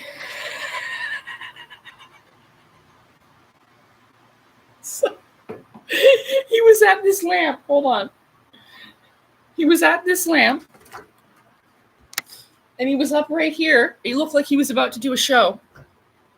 Oh, please repent. Who? You must have missed some videos, Mad Max. Yeah, the Lord of the Rings. The planet used to resemble the movies Lord of the Rings. That's why it's called Middle Earth, because we are in the middle and we have 7 dimensions going up and 7 down. 7 hells and 7 heavens.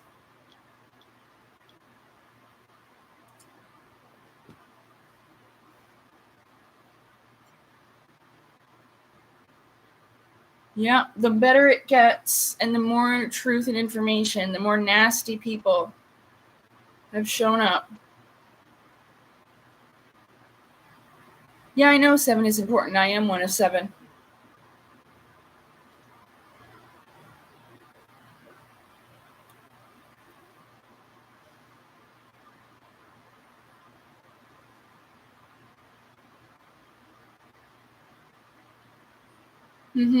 Yeah, Deep Space Nine. I mean, Star Trek's fantastic. I didn't like it when I was a kid, but I definitely realized as I was older, Star Trek is for intelligent people.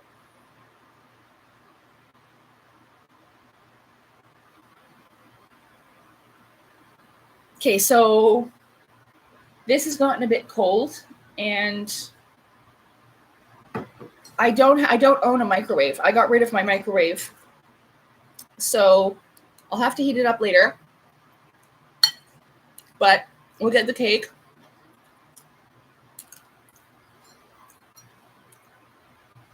Mm-hmm. I know you mean Stargate, not Snargate.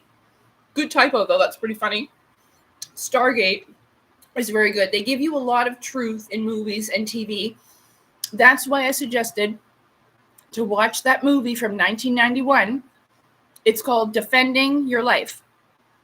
But it's like a court case defending your life. Okay? Not like fighting for your life. So watch that. 1991, Defending Your Life. It's funny and it is very, very accurate as to what I'm talking about. In this place, this is where they will determine what jobs you have. Or if you need more training or whatever. You see what I'm saying? This movie is excellent. It even shows how people don't know how to use their spirit body when they get them. It's an incredible movie. Watch it.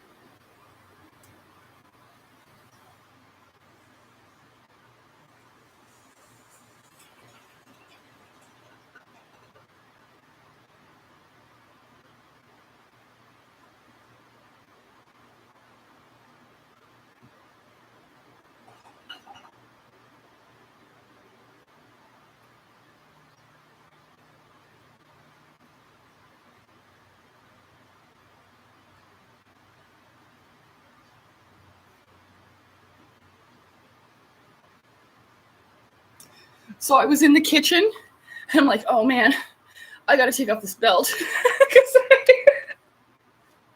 it's squeezing my stomach.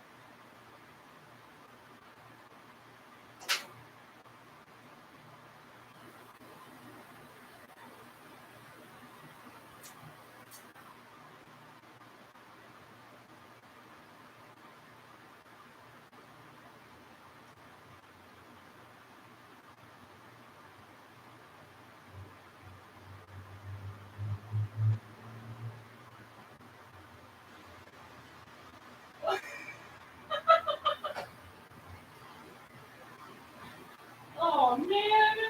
Fuck. Oh. Well.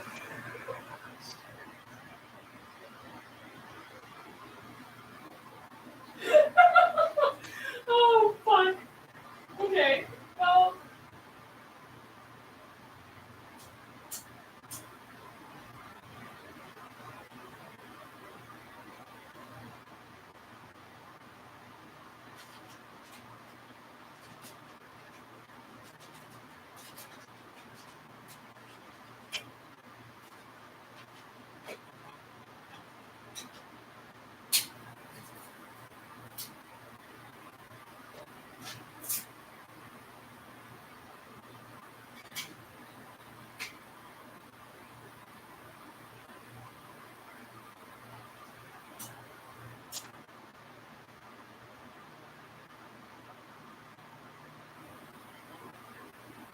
Whoop.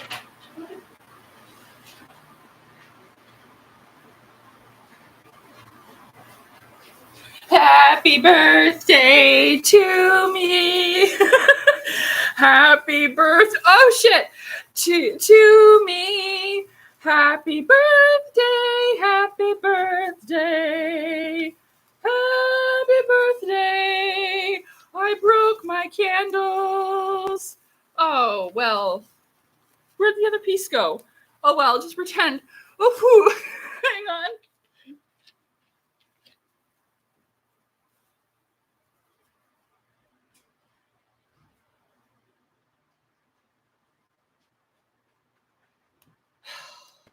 I broke. They were supposed to be 39. I annihilated the candles by accident. Look at them. Oops. Like, I just barely got the 3. Whoop. Well.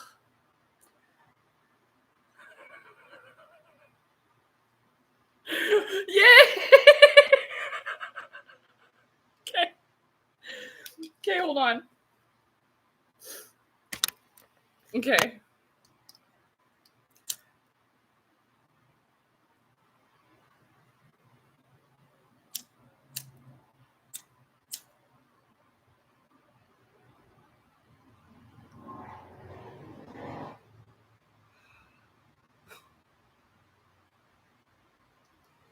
There. So it is actually a Sailor Moon cake. Can you see it? Hold on. It's a Sailor Moon cake. Happy birthday. Thank you. Whoops, there goes the 3. Ah!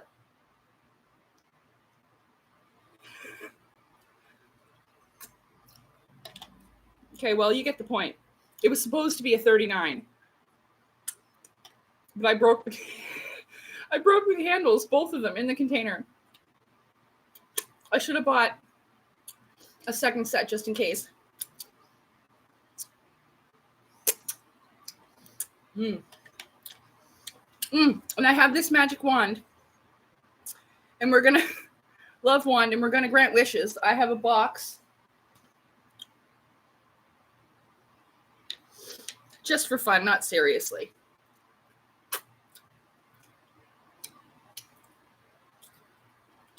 Oh. Okay.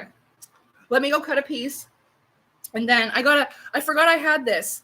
My birthday girl pin. Well, I was in a rush for supper. And then I have this cute and dorky little birthday girl hat. Yay! Oops. Boop. I get a little confused.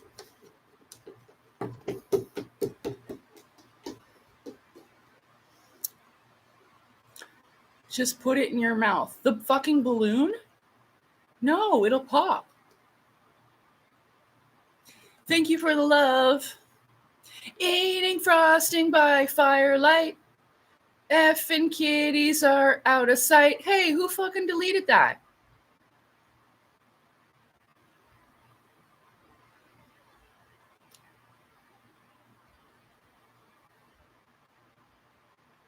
Calm down, free alien. I didn't mean what I said about the balloon earlier. I didn't even see it. Did you want me to eat it? I can't. It'll make me constipated, like chewing gum. Okay, so we're gonna go put this back in the thing, and then I'm gonna get a piece, and then we'll eat together. Oops! Oh dear, I gotta get that before it pops and scares the hell out of Marvin. Oh, there goes my dang candle. Pink icing on the floor. Great.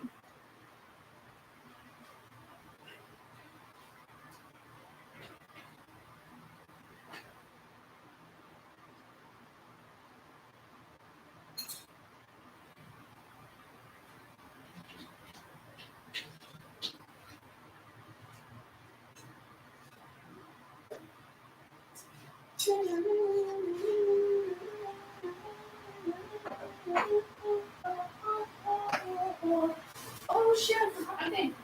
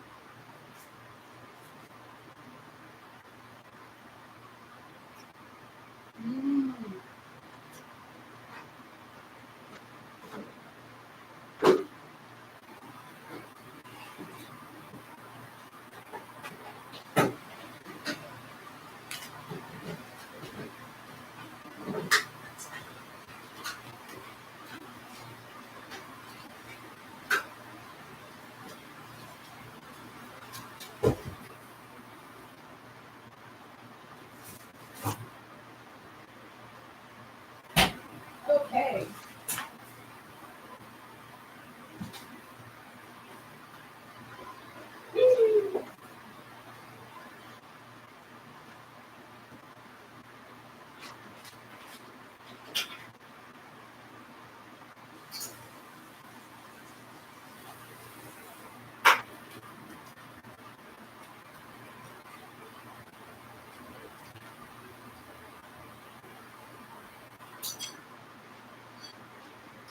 Marvin!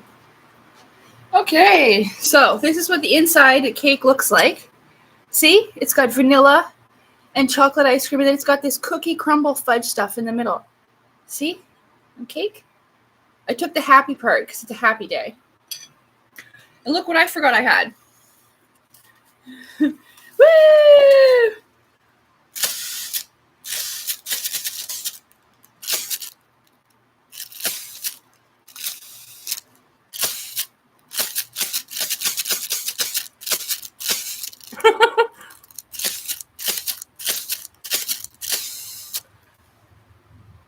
Cutting cake should be done on camera. Why? There's nowhere to cut the cake around here. I got a glowing wand. Bing! Don't be angry. Bing! Just be happy.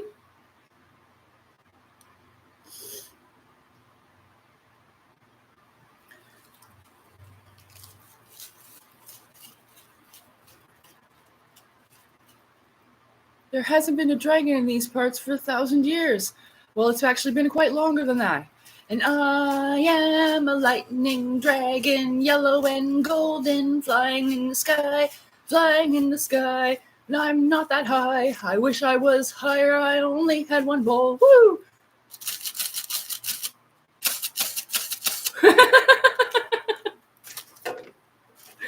Too bad I couldn't stick these in my hair. look extra crazy. See, what I was thinking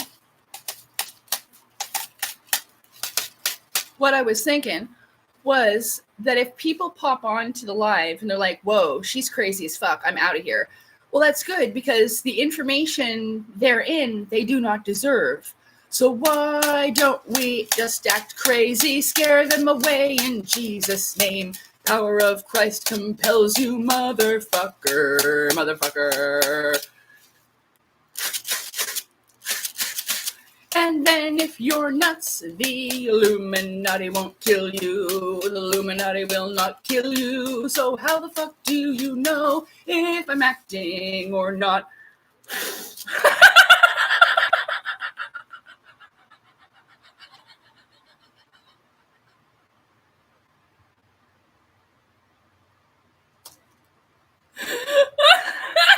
Did you fucking see that?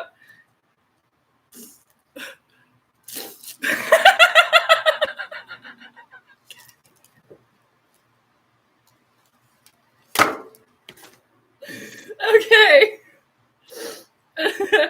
Woo. Yeah, see what I mean? Now I won't get killed.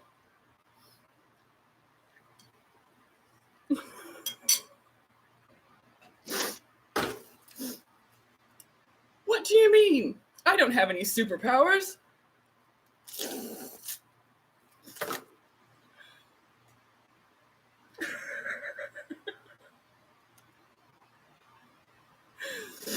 Oh my God. Thank you. I'm a very special individual.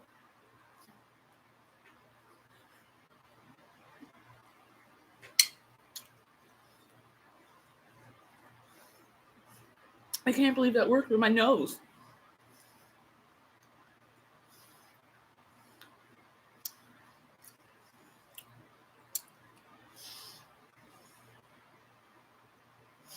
No, I'm actually just happy.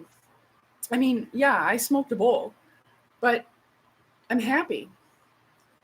I feel happy because my parents never gave me a birthday party.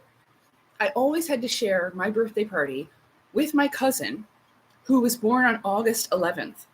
Oh, well, it's just more convenient. We'll just have a birthday party in one. People would conveniently forget the presents for me. I swear,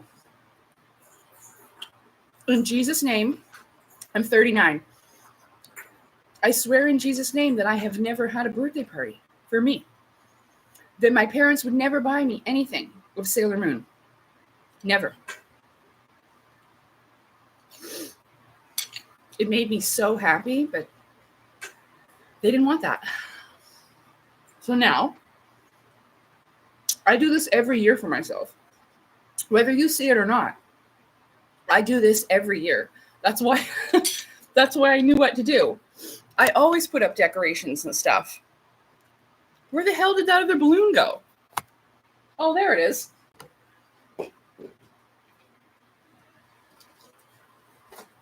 My balloons are falling because I couldn't find the tape. So I had to use paint tape. Oh.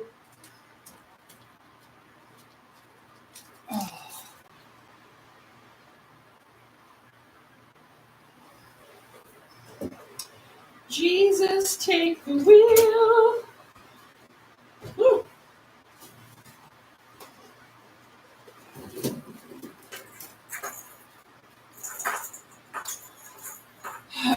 This wand is glowing. Can you tell? Glowing. Oh. It's a rave. Anyway. Okay. Her twin flame dumped her. Oh, so you went and you got on a new one? Actually, he didn't. He was too much of a coward to even be with me, 'cause he's a big baby. Ooh. I told you I was going to sing.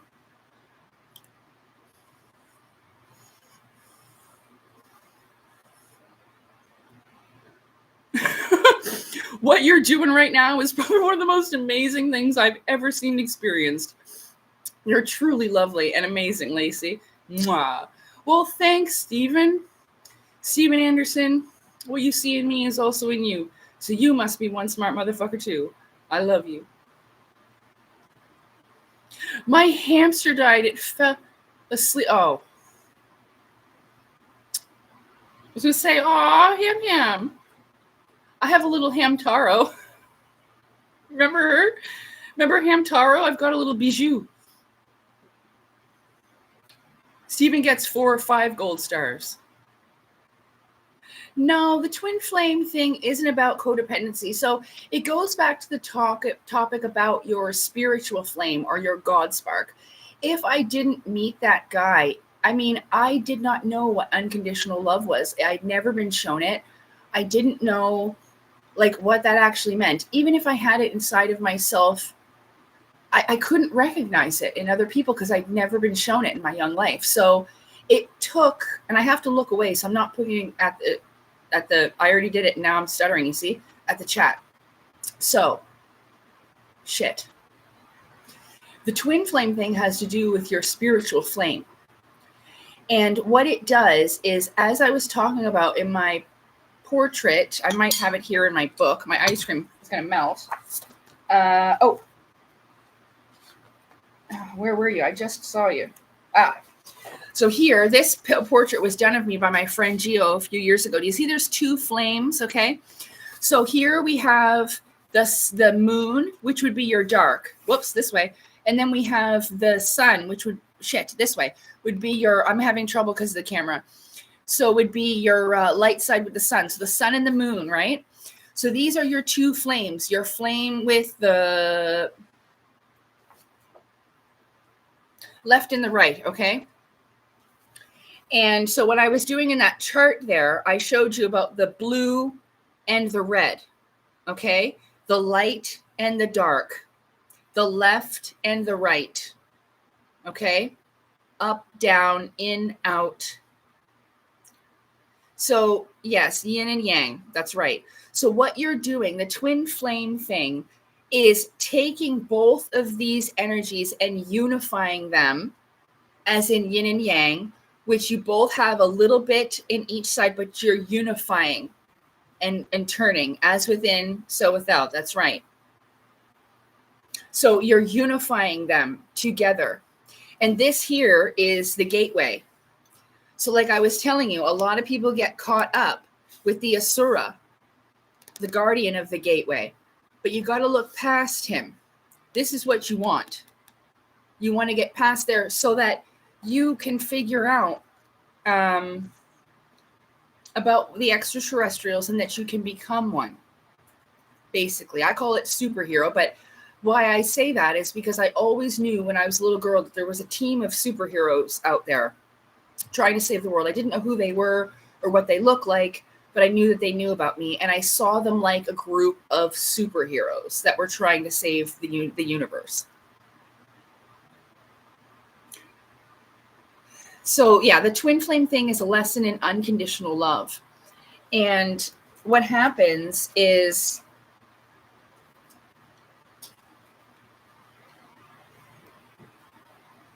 just look extra weird. What happens, like I was saying, is it unifies your dark and your light side. So when I was showing you that keychain in one of my videos where the one black and kitty, the black and white cats are hugging, and one is the moon and one is the sun, okay? That's what I'm talking about. So that's what you want. You want to unify these generative forces inside of you, your dark and light, and have them be friends, not fighting each other, but working in harmony, in unison together. How do you know who a true flame is? I have not been abducted. How do you know by aliens or anything like that? No. And I have a feeling that a lot of that stuff happens in the spirit body. These beings are doing not only experiments on the physical vessel, but they will do emotions and mental as well to see where you're at. Think of it like a teacher testing you, seeing how your thoughts go. So, For instance, a lot of the people that see Asura will automatically think demon and negative things. It reminds me a little bit of racism, to have like this certain set of ideas based upon what an individual looks like. You know, mostly it's the big black eyes, right? And then people think demon.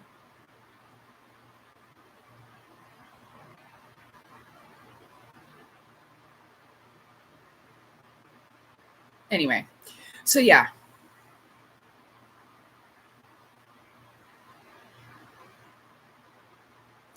People that come here and say mean things, it's exactly the same as people who used to do that. I'm not comparing myself to Jesus, but people who used to do that.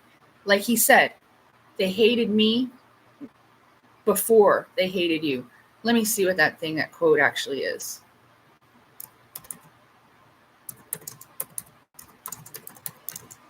They hated me first.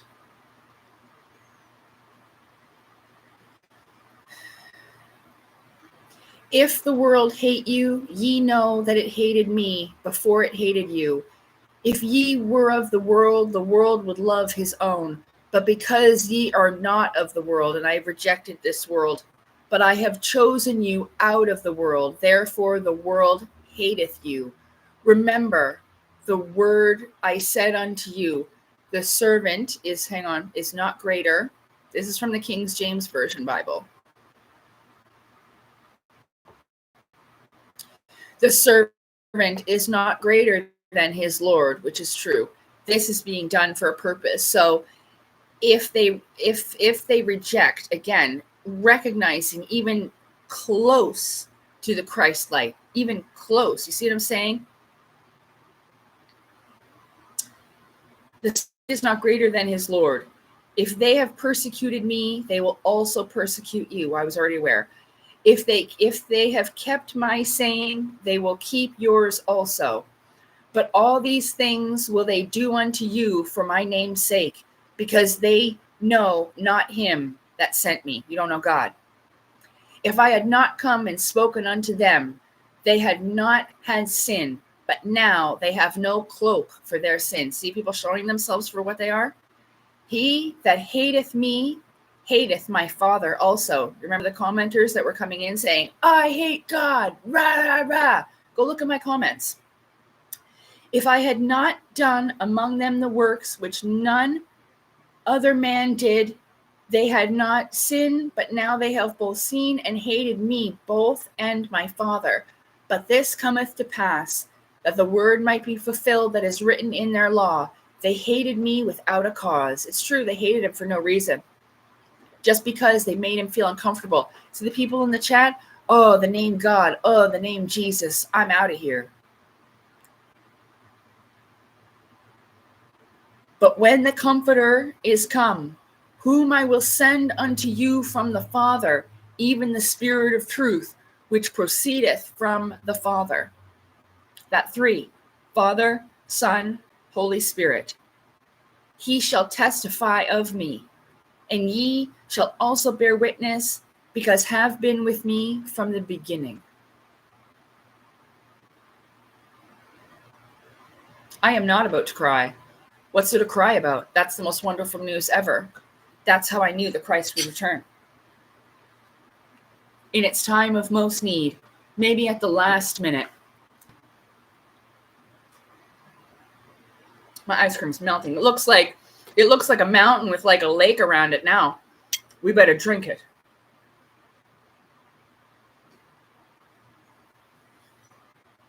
It could have been in my last life that what happened to Kali Ma, like I just went just like that. She drank too much of that demon blood and went crazy. And then all the gods were like, holy shit, we got to do something about that. You haven't bathed in 2 months, Rob Fox? You need to pause this video or turn it off and walk your ass into the bathroom and get scrubbing. That is nasty. I'm not going to assume you're a man. Your penis is going to rot and fall off. Go take a bath. Whew. Rank. I can smell you. You just said you didn't shower. I just read, you said, I have not showered in 2 months. Oh, Lucifer was the most beautiful. Yeah. Hang on. Anyway, doesn't matter. Sorry. If you've showered, good. I was just kidding. Massive swamp ass.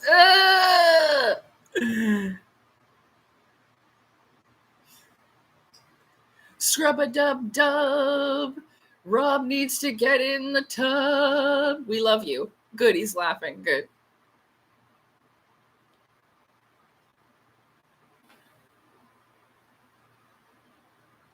Anyway, oh, okay. Yuck. Anyway, men take it a bit too far. So graphic. But you know what happens when you don't clean yourselves, you nasty. It happens with women too, okay? Oh, nobody should be stinking down there.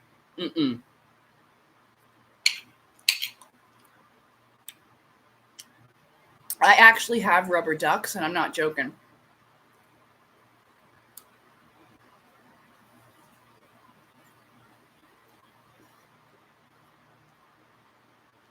Okay, leave Rob alone. I was just joking.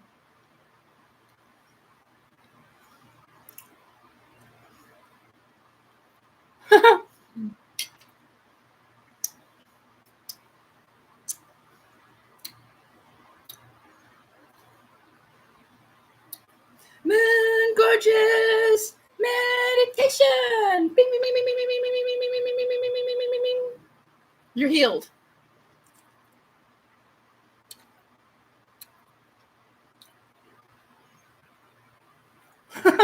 An earth elemental, for sure. And then the Fire Nation attacked.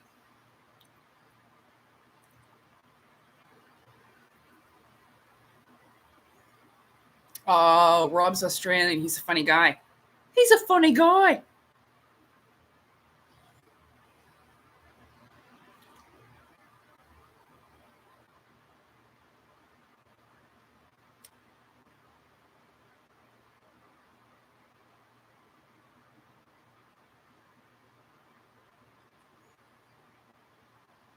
Okay.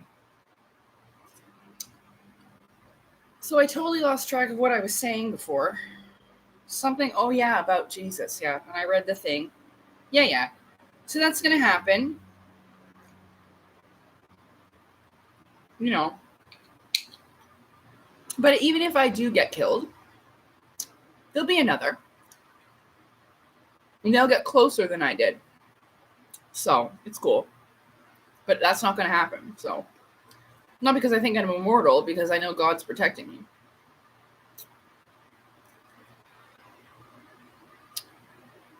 Could you like someone who finds exquisite beauty in the dark side as much as the light side? Well, sure.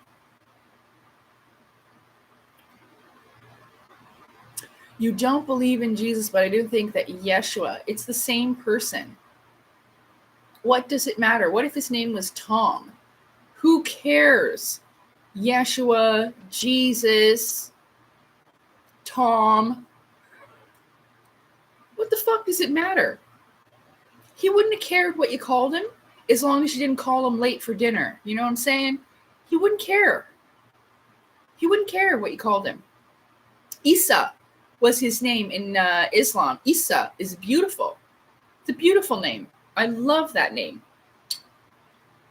So it really doesn't matter what, Yeah, all hail Bob. Like, what if his name was Bob? We would have been like, Bob Christ, we love you. We honor you, Bob Christ. You know what I'm saying? Just don't call him late for the Last Supper. That is fantastic. We are going to see each other in heaven, in the afterlife, and the only thing you have to do is think of me. Think of a place where you want to go. That's how it works. You go there. Anywhere in the world. You just have to think of it. Your heaven can be whatever you want it to be. But it needs to be earned. You can't just, get it.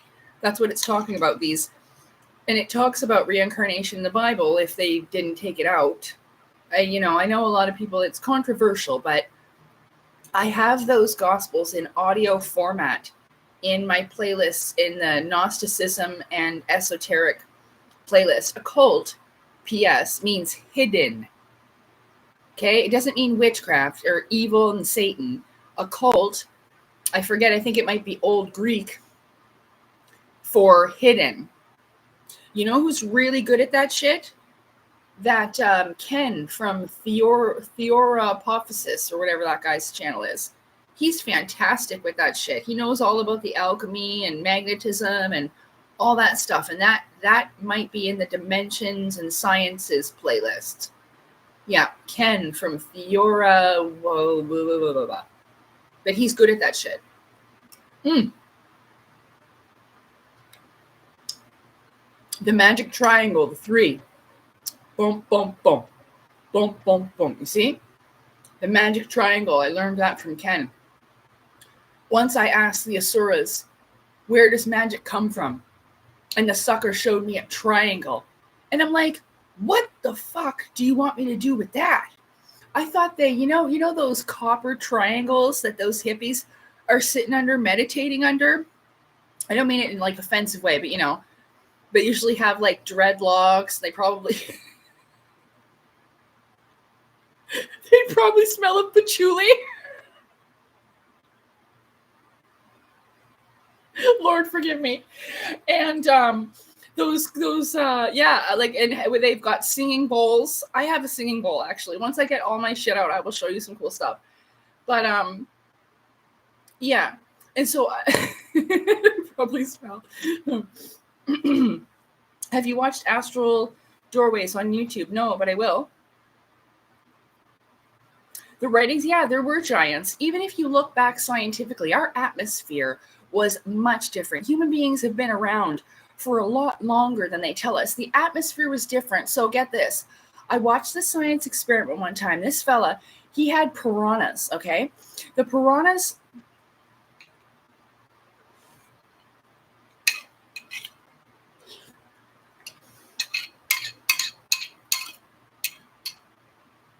Oh, that was cold on the teeth.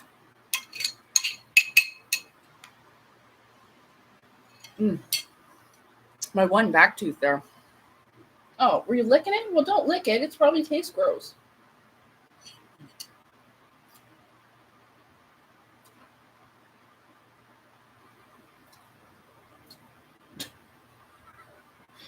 Okay. Shit, now I forget where I was. Somebody remember where I was? Anything? Oh, I remember that guy, 1989 M. What did you say before that triggered me? Hold on. Oh, the giants. Thank you, high five. Yeah. So the experiment with the piranhas. See, this is why I needed help. Okay. So the man ended this this chamber, okay, where he took conditions. Thank you for happy birthday wishes. He took the conditions of like the atmosphere where oxygen and all the chemical mix was different, the atmospheric pressure, radiation from the sun, and that kind of stuff. Yeah, I would believe the Book of Enoch. Yeah, see, I will get to that next. Especially how biblically accurate angels. I will explain that. So yeah, with this experiment, what he did, and I, for the life of me, I will try. Okay, good. I thought my fingernail was scratched for a second. This was expensive as hell. I didn't know. You always get snagged with those extra order things. Right, so the giants. The atmospheric conditions, he had them in like this hyperbaric chamber or something. It was basically, it looks like a little submarine. It has these little tubes in it so that he can control the environment. Now, the piranhas were only supposed to be like maybe the size of my hand. Okay? Maybe. And they turned out to be fucking huge. You would not want to meet this piranha. and they were gigantic. Oh, I know. I see him. Temptation. The power of Christ. There he left. Where'd he go? Oh, he was over here. The camera messes me up. Oh, thank you. Yeah, there, if you want to see them. It's called, whoops, this way. It's called cat eye effect. And so they actually use fire. See that? They used fire, and so it like reflects. Oh, shit. There we go. I might get better at this. My first live ever, so. Yeah, I wanted it to look like little magical fingertips, you know? Sparkly and pink, and they match like my birthday decor. So, the giants, and then, yes, my birth chart has a lot of fire in it. And Leo, obviously, would be a fire sign. The Book of Enoch, biblically accurate angels. So, right. Now, when we see or hear whatever Enoch's descriptions, what you have to realize is that higher dimensionals and lower dimensionals both are shapeshifters because they are essentially energetic dimensional beings. So, especially like with the wheels and the eyeballs and the wings thing, I bet you they must have thought like that would be impressive to a human. Our perceptions of thought are different. So I would always imagine it like they get back to heaven and be like, Lord, I don't know what happened. He fainted. I think I scared it. Because it has like a bunch of eyeballs and wings and wheels and stuff. If you look at biblically accurate angels, I'm pretty sure that's shape-shifting. And they just may not, you know, especially at the time, they may not have been able. That's why they probably started to appear like humans. They probably caught on, you know? Yeah. So yeah, the Book of Enoch, yeah. And this is why they kind of take these things out. Now, if you look at Islam, they do have some of this in there. I'm not saying that one's better than the other, but that's why I was kind of drawn to it. And they are very receptive to hearing about this. I mean, they have their issues with the jinn. It's not like they want to be friends with them or anything, but it almost reinforces the faith, right? Because I thought I saw an alien, you know. They weren't, but yeah, these jinn are beings of smokeless fire. And so, you know, that's energy. Smokeless fire is energy. So, and of course, the only reason why it would have smoke is if it was attached to something and burning it, like on the end of a stick or whatever. See what I'm saying? So smokeless fire, well, really the shaitan is the adversary. Satan is the adversary. So basically like light, it would be darkness, which opposes the opposer, like opposing forces. Or eros, yeah. Jinn. Yeah, there's actually two N's. Yeah, where you get genie from. But it's genie. Jinn.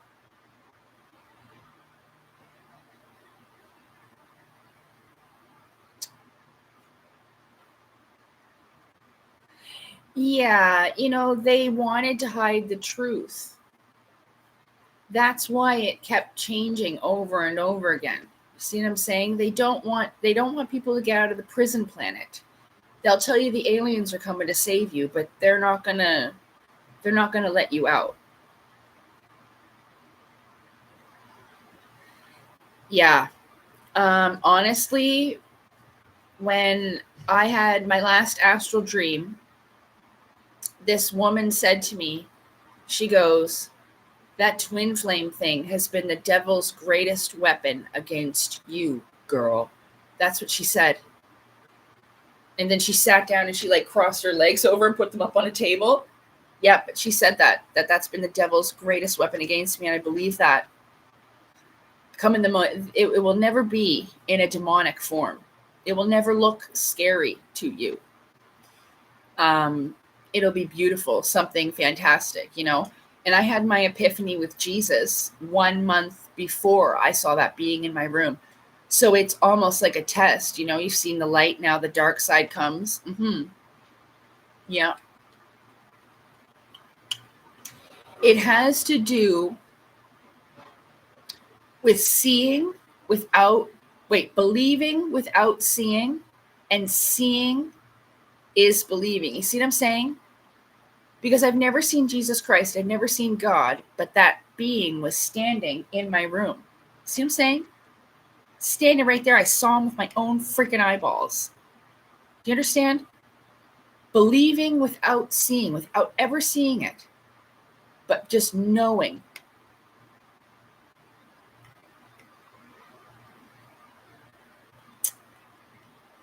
And so seeing, believing without seeing, and seeing is believing, because I didn't know what to think about people saying that they were seeing aliens and shit in their room, or that they were being abducted and all this stuff. I'd never seen anything like that, you know? And then I thought to myself, well, it only takes one person. I mean, all these people could be full of shit, and it only takes one person to make it true. Well, god dang, it happened to me.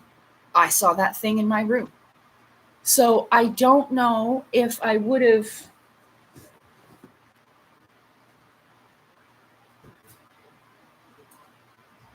Where are you, Marvin?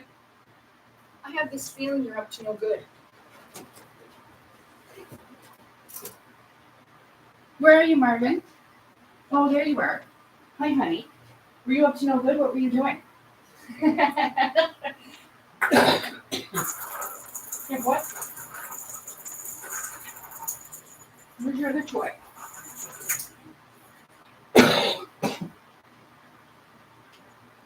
I have this thing.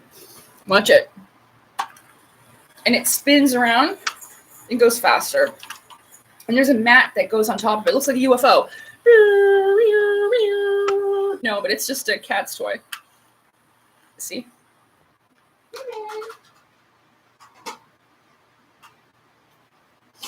Okay. Did I finish what I was saying? Aliens and pregnant. Well, I mean, that's how the Nephilim were created, right? Higher dimensionals, mating with humans. Yeah, I know, I'm aware. And you know what? That might be my chance to have a baby, right? You know, Lena DeNunt's probably going to do it. We'll have to see.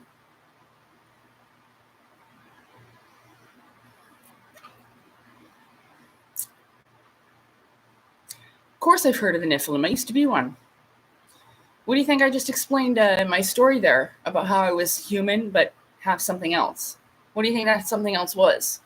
If I was a shape-shifting dimensional entity, it was a higher dimensional, a fallen angel. Fallen angel, it went from a higher dimension to a lower one. So you still want to have a child natural birth? Now, I know what they say about the Nephilim, but the Nephilim were born at normal size.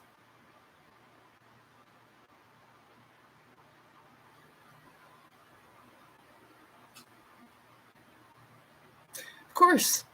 I think that that's part of the reward, is the pain and the beauty of life. So.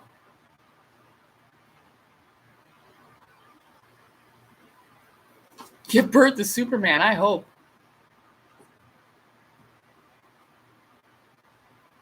Oh, yucky, Michael. That's not the Starseed I mean. Nasty. I know you're kidding. Someday, you know, this is like, I don't mean to give people false hopes, okay? Because I know there's a lot of people that run right to when these beings come. It comes after some turmoil, upheaval, and we're only going to have 25% left. But these beings are telepathic. They can read your thoughts, feel your energy. You cannot, like the way that you're, not everybody, but the way that people are talking to me in the chat, the way that you're behaving, they're going to know. And if they can do that energy discharge thing, which I'm very sure that they can, you're going to fly across the room, a field. You'll be lucky if you don't explode. And it's not because they're evil. That's disrespectful. You're dealing with the spiritual hierarchy. Okay? So that's one of the reasons why I decided to come out of this kind of closet in a way, is to prepare you for what you're going to have to deal with in the future. Because it may not be me, but it most likely will be them. You see what I'm saying? I don't know when this will occur. It can occur at any moment. Okay? Nobody knows the time.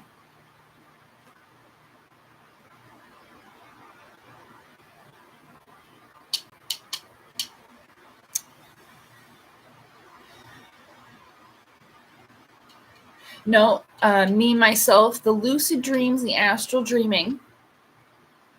Sometimes if you get too excited, when you start taking control, you will wake yourself up. There's a lot of emotions that have to deal with it.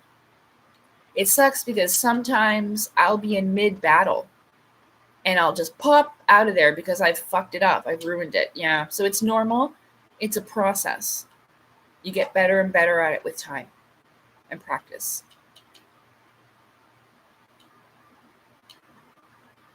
It did. Yeah. I spent a lot of time. Oh, Aether. Hey, how's it going? Haven't seen you in a while. Like a few thousand years. It's tough when you fall in love with the wrong person. That can take up decades of your opportunities. It's very true. I was always thinking like I would go to church and pray for this guy and also pray for him to come back to me. And I would do this on a Sunday and then he would call me on a Monday. I didn't actually realize that God wasn't the only one listening. You know what I'm saying? Like the God of this world, like Satan, the devil, evil. I didn't realize they were listening too. Okay. Because there's no way that, I mean, I don't know if I mentioned that in my other video, but that was the one thing that almost ended me for good.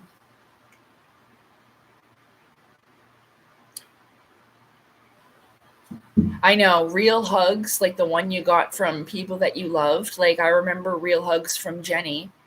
You know what I mean? Like I know that she loved me. At least I thought so. But yeah, when you feel safe, like those hugs you get from your grandma, I know I haven't been hugged either in years, so you're not alone. But if I mean like just a regular like hug or whatever, there's people in churches that if you told them that, everybody would hug you. Everyone, the entire, like, what is it, congregation, all of them. Everyone will give you a hug, I promise you. How do I stay aware, me, myself? Oh, in the dream. You have to stay calm. What Asura said to me when he first saw me, if you watch that experience, calm mind, calm spirit. Calm mind, calm spirit. You'll hear him say this. That's what he transmitted to me through telepathy when I first saw him, so that I wouldn't disappear either. So we could make that meeting. You watch that experience, he tells me that. That's how you stay. Good. I'm glad that made sense.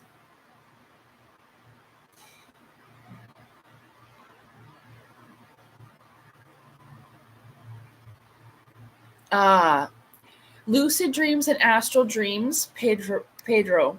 Let me see. Go up a little bit. Okay. I had a lucid dream recently. My recently deceased stepmother, I'm sorry for your loss, was talking to me, and my conscious self told me in my dream to wake up because it wasn't real. Now, I don't know what she's saying or what she said. Only you do. You don't need to tell us. If it was something positive and loving and all of that, okay, you'll know if it was really your passed on loved one. Sometimes not only your conscious mind, but your subconscious mind will know intruders. Now, we will have shape-shifting entities that will take advantage of people only to cause you emotional upset and pain so they can feed off of you like a parasite. This is sometimes what will happen, okay? Your body, your mind, and your soul will protect you, okay? Your subconscious is like your future self that already knows everything. Okay? Hold on one sec. Another thing is that in our astral spirit body form, because we're spirit body traveling at night, what happens is that we can enter what is the fourth dimension, or the spirit realm, the realm of spirit.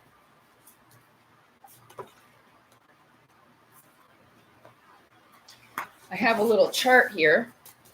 I didn't make this. This is off of Fella's page where he talks about the fifth and fourth dimensions and stuff like that. Dimensions by David M. Masters. But you see how we have dimensions 3, 2, and 1, and they go with the colors of the chakras, okay?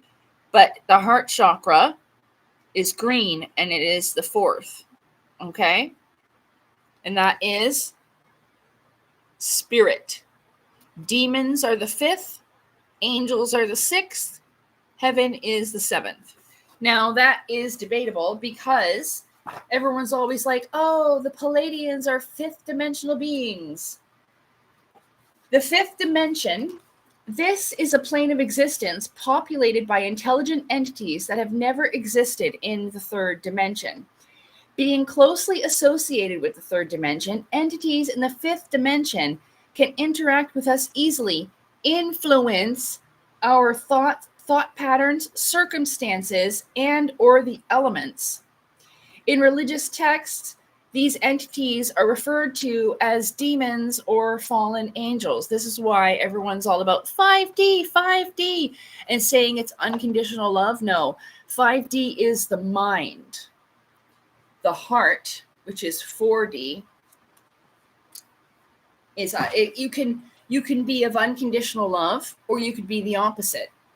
Just like it has, light and dark. You could be the body or spirit. Opposing forces, right? On the light or the dark side of the force.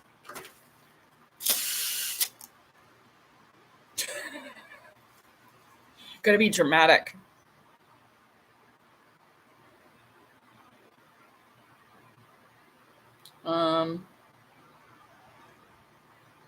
Hold on. Do they just have to ascend? Hold on. Any being can be 5D. They just have to ascend. No. The fifth dimension is the mind. This is why it's a big mind game. The fifth dimension is the mind. You can look this up. There's also a video I did about spiritual alchemy, and you yourself, as in your body, is the red philosopher's stone. After you're done transmuting all your base metals into gold.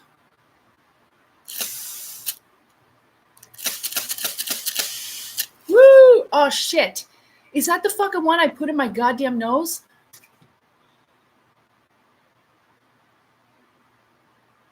Gross. I'll be right back.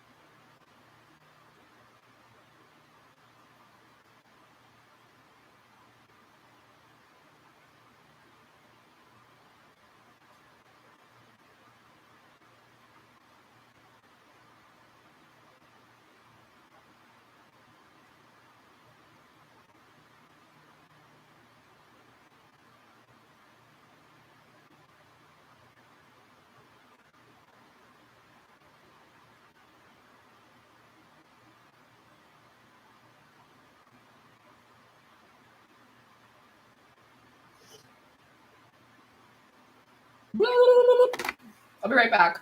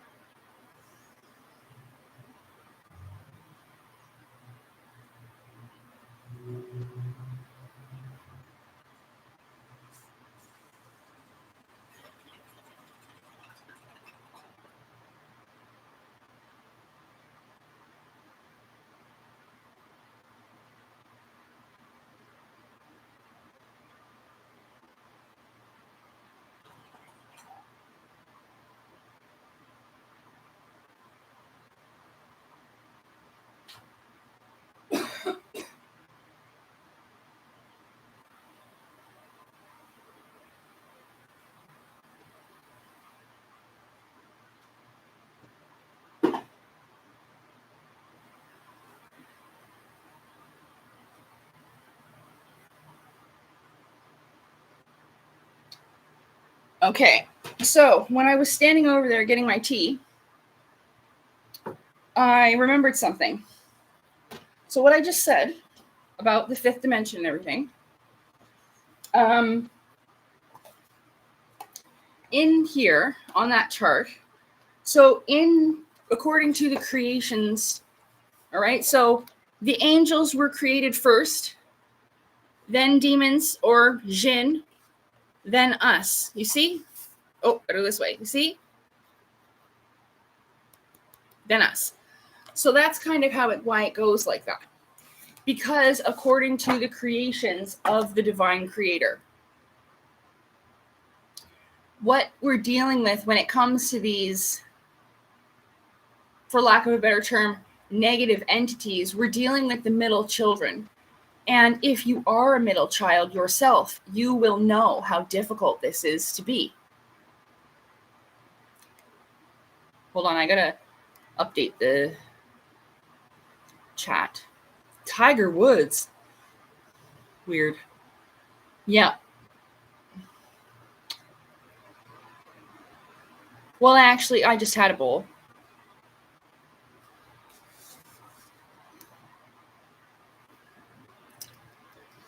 Okay. Yeah, so here's what this means too. When you hear time to take my final form and hit my live Rosen, so I ascend to 5D Lyran. So if you think about it, our divine creator probably created a lot of stuff, a lot of different things. Think about how creative our creator got just on this planet. And it's probably in reflection to other things that have been created. So there most likely is cat people. There most likely is lizard people. See what I'm saying? That's where this comes from. But they were in a different school, a different kind of experiment with their people. So when people are talking like that, thinking about the multiverse, or better yet, Claudio Nocelli's work, that's why I was so impressed. It's incredible. You know, that's why I said he's an impressive guy, because his work is incredible. Mm-hmm. But that's what I'm saying. And he has different types of beings in there. That's why, because there's lots of creations. I always figured that mermaids were a thing, but I knew that they did not look like Ariel, and they are dangerous. I just did, I was afraid of them before, but I'm pretty sure there's a video on Claudio's channel that's about a soldier that goes over the wall and ends up encountering mermaids. Well, holy heck. Scared me, because I have a fear of mermaids. Yes, I do. I'd be more scared if somebody yelled mermaid than shark if I was in a boat, because the mermaids are so intelligent and they make spears. There have been spears found in deep sea sharks, okay? There's no effing way anybody put that there, okay? This was made with tools like this. Looks like caveman shit. But there's actually jinni that are of the marine kingdom. Asura, the Asuras that I saw, I said, they can jump really high, run really fast, extremely athletic bodies, extremely quick. Like I've never seen anything move that fast ever before in my life. They have shoulder joints, kind of like apes, monkeys, that rotate and move around just like a monkey, and that's for climbing. And they also look like they'd be excellent swimmers.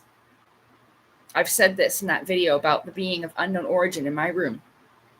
Excellent swimmers. And if they were in the water, especially blue and green, the ones that I saw, they're all different colors.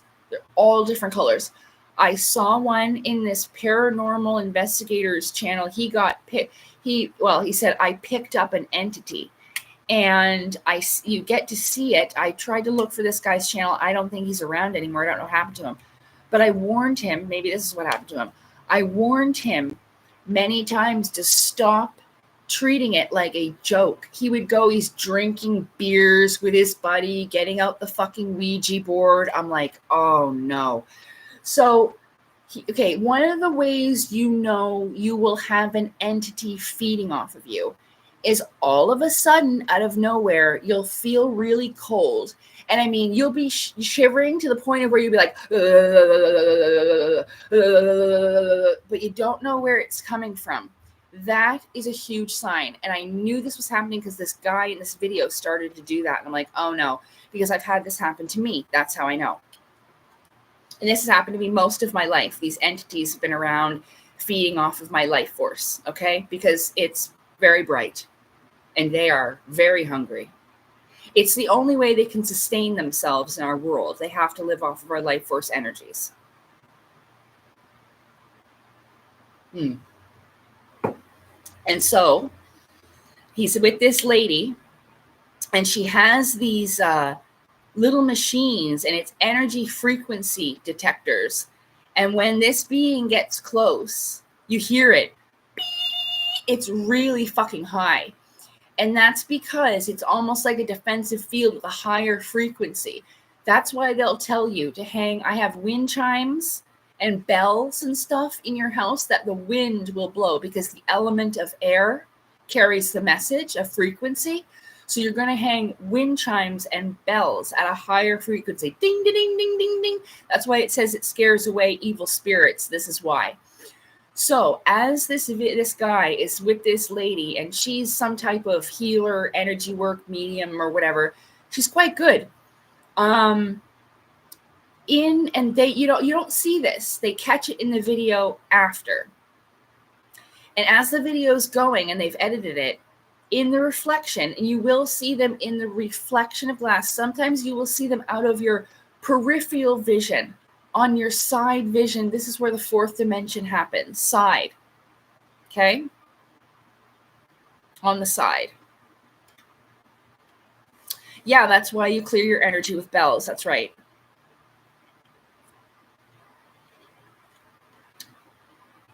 I don't know what my weed is. I know it's an indica, and it is a hybrid. It actually comes, I like it, it's pre-milled.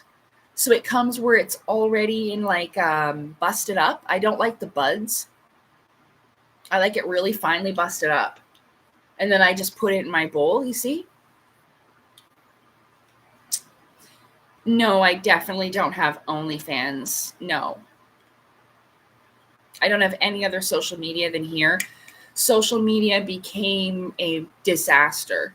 Like, it's just, there's so much negativity, and every day there was just disaster after disaster and all this energy. It is really not good for you. That's why they say it's toxic. Oh, right. So in the reflection, you see this being.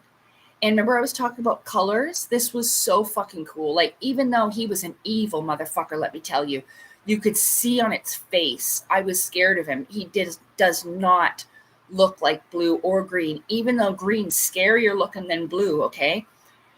On the scale of people that would be like, whoa, you would think, and I'm sorry, Green, I know, but he knows it too. He's got a tougher looking face than blue. And they all have individual characteristics, so they don't all look the same, like the little grays. The little grays are clones for the most part, especially the small ones, the EBEs. They're all born in the bags, like the lamb that we cloned, just like that. That's how they come in, the little sack. So they have a like consciousness, but they do develop individualism to a degree, but they are a lot hive mind. So if one of them is watching and talking to you, there could be 5,000 others with him.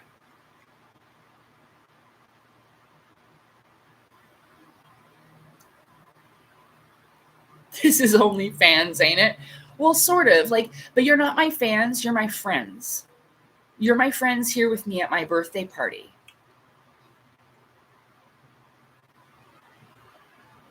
Oh, hi, E. coli. E. coli's back. It's Carrie 2 now. Signed on to a new account. See, that's determination. I told you, the devil don't quit.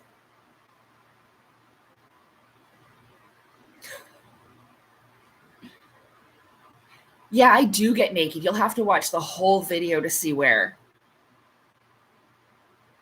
Yeah, the Arcturians are blue. That's what they say in Elena's book, and I think Claudio's, but don't quote me on that. I'm not 100% sure because I didn't read all of his books.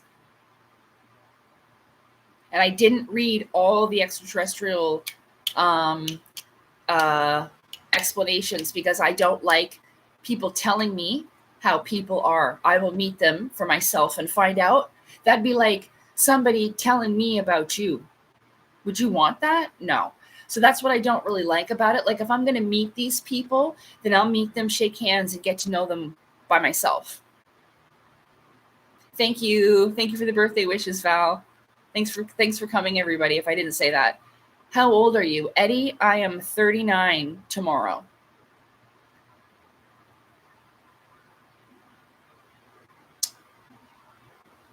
Well, Demetrius, good for you. Good for you. Me neither.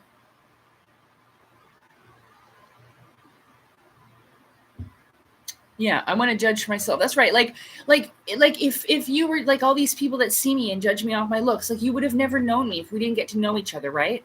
So isn't it only fair? This is why I'm talking about reptilian racism. Like how hurt would you be just because you look like a reptile? People are going to think you're some kind of rapist. That's what they say about them. All kinds of horrible shit. I mean, I'm not saying that we don't have certain beings that do terrible things. But do you get what my point, you know? Wouldn't you want to get somebody to know you rather than to have somebody else tell them about you? Mm-hmm. That's okay, Aether. Just ignore him. Close to menopause. Yeah. Yeah, I don't think so. Not yet. My menstrual cycles are still very good, lasting a week, you know? Well, 5 days. So like Monday to Friday. If someone looks like a reptile, they probably need lotion. Yeah. And I am fairly sure, like, don't quote me on this, they could. I just don't think that they're that knowledgeable and that smart enough. You give them too much credit. Like people like, let's say, I really don't want to get my video flagged, but I think it's okay. Not today, Satan. These eggs don't be dying. Shit. What the fuck was I saying? Reptile, right? Hillary Clinton. Like, I don't think if you ripped off her face that she'd be a reptilian underneath. What they mean about like these reptilian overlords, it's almost like I was saying about that oppressive spirit, like that dark energy, the opposing forces. So, you know, we have the red, the body, and physical pleasures. So I just don't think those people are smart enough to, I mean, they may have taken shortcuts and cheats. Okay. I will agree. You know, somebody mentioned earlier in the chat about, I want to write it. I don't know if I already said it already, but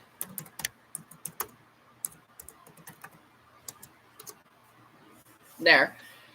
You know, there's stuff like that, and the sexual ritual stuff, and with the energy accumulation. Again, going back into Sailor Moon,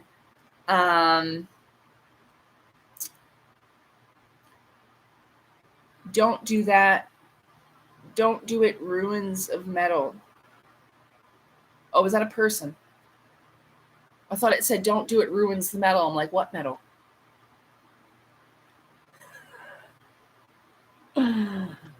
Oh. You amuse me, E. coli. You're lucky I don't have my powers. I mean, you're not even irritating me, but I would just pop in your living room and give you the worst diarrhea you've ever had in your life. Like, you'll be hanging on to your guts, shitting your pants. That's what I do.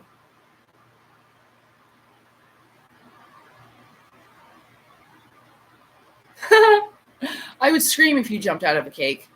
Like, not on purpose. That would startle the shit out of me. Please don't do that. Then I might get mad. You shouldn't startle a person with CPTSD.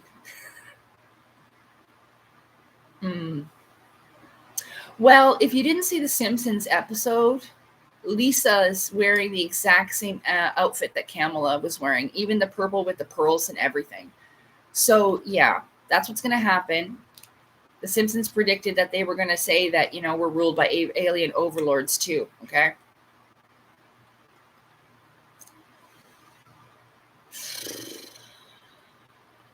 Yeah, I know. My powers are my heart and my mind now.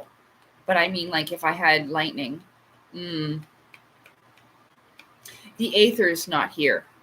It's not possible. I would feel it. Once that happens, I will know the moment it happens. I will feel it. Okay, so did I finish what I was saying?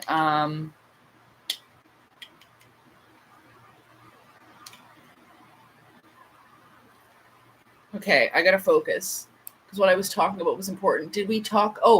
About the reptilians, Hillary Clinton. Yeah. So yeah, I don't think that she has the shape-shifting ability like some of these stories. I do believe, you know, in different energies and stuff, but all of that creepy sex shit is most likely true, and it has to do with the harvesting of energy for their own personal use. You will see this in Sailor Moon, especially in the first season with Queen Beryl and her 4 henchmen, Jadeite and Zoisite. You'll see them in the gray suit. I can see it right now, where he's holding out his hand and there's an energy ball, and they are accumulating energy of the people. There's one of the earlier episodes of Sailor Moon that, thank you for the birthday wishes. There's an episode of Sailor Moon where they give like these pins kind of like this, but it's a beautiful flower and they're given out for free, but it's actually a cursed object. And it is, I was actually out all day, Harry. I was outside. I did touch some grass. I talked to a lot of nice people, made people laugh, made people smile. I go outside every day. When you see me film, it's early in the morning when I've just woken up. And I don't care. I don't even take a shower. Like, you're not going to smell my breath. I just sit in front of the computer and talk.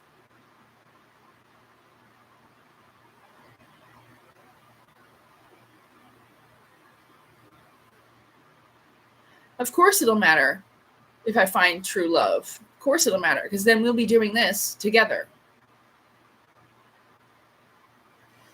Oh, Sailor Moon with the energy. Yes. So yes, the energy ball, and then they accumulate it through a gift, like something like I said, that pin, and then Sailor Moon catches on to it, and the energy is returned after she defeats that enemy. So if you watch even just the first fight she has is just hilarious. All these monsters are chasing her. She's screaming at the top of her lungs.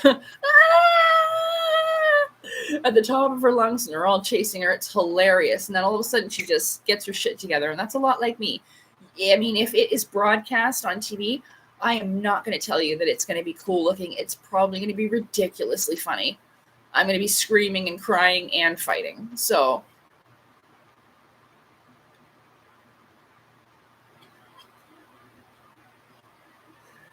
yeah, and then you spend your eternity with this divine counterpart. You will fly on the spaceship together.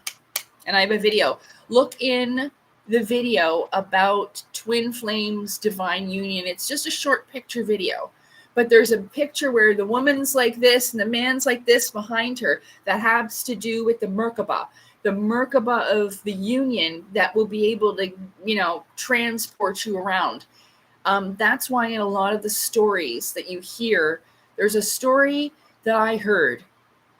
And it was when I was first researching Nos Confunden. It was on Night God 333's channel. I copied it. It's in a video, but I can't remember where. One of the Nos Confunden videos that I have that has to do with like Terra Infinita or whatever, the Infinite Earth Plane. Shit, where was I? Oh, and this commenter tells a story where he's like,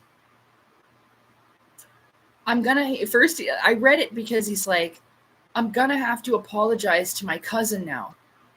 He goes, I have to tell you guys that my cousin, who our family disowned because they think he's crazy, came to us and told us that he met these two people on the side of the road, and they did not look like they were from here. You know what I'm saying? They were wearing those jumpsuits, those tight, I forget which color it was, but the story I copy and pasted with the commenter and the video where you can find it and everything. And he says they were wearing those jumpsuits, and there was a female and a male. The male was more offstandish than the female. And he asks them, where did you come from? And the female responded, well, we come from another bubble, which is something you just don't understand yet. So this fellow was saying now he's going to have to go apologize to his cousin because of the Nos Confundent stuff and the extra land dwellers, you know, extraterrestrials, extra land. If you look up extraterrestrial, extra, and then terrestrial separately, it means more land. We're almost going on 3.5 hours. And I have to say that I'm getting a little tired. It's like the 107 people are the ones that are with me here for my birthday party.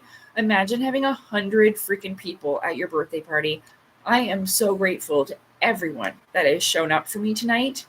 I've greatly enjoyed the chat, even though, you know I could go all night too, but my voice is getting sore. I'm getting a bit tired. The light's hurting me. You know what I mean? I have to go see what my cats are up to. I'm pretty sure they're sleeping in my closet. And I have to clean up after my dinner and everything. Would you be my Valentine? It's not Valentine's Day.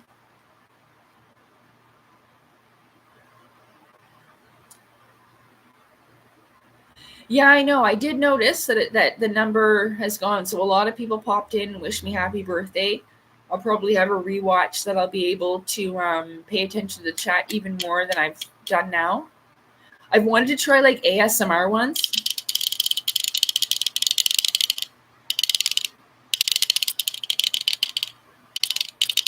Is that good?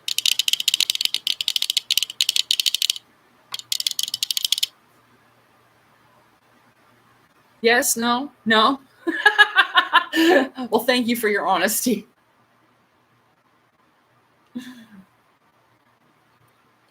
What if my soulmate's in the chat right now? I don't know.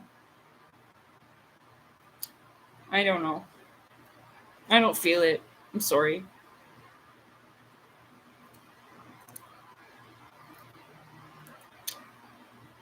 Well, I mean,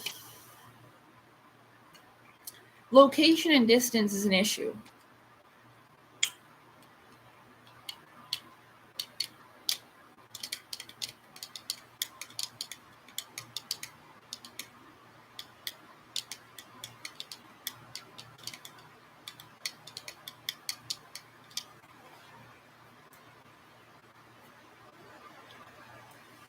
Thank you for the love and support. Thank you for the birthday wishes.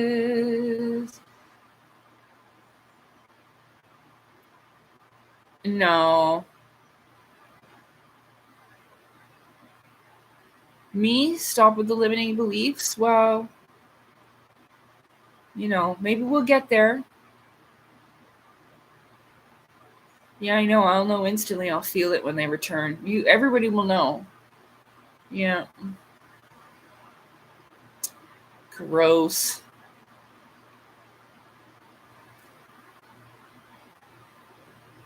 Oh my goodness. Yeah, I know. I wish I could give everybody one of those things so you can stick them up your nose. I cannot believe that I put that thing back in my mouth. I knew that was gonna happen and that I would forget. Oh, speaking of forgetting, look, these are my Sailor Moon DVDs as we go.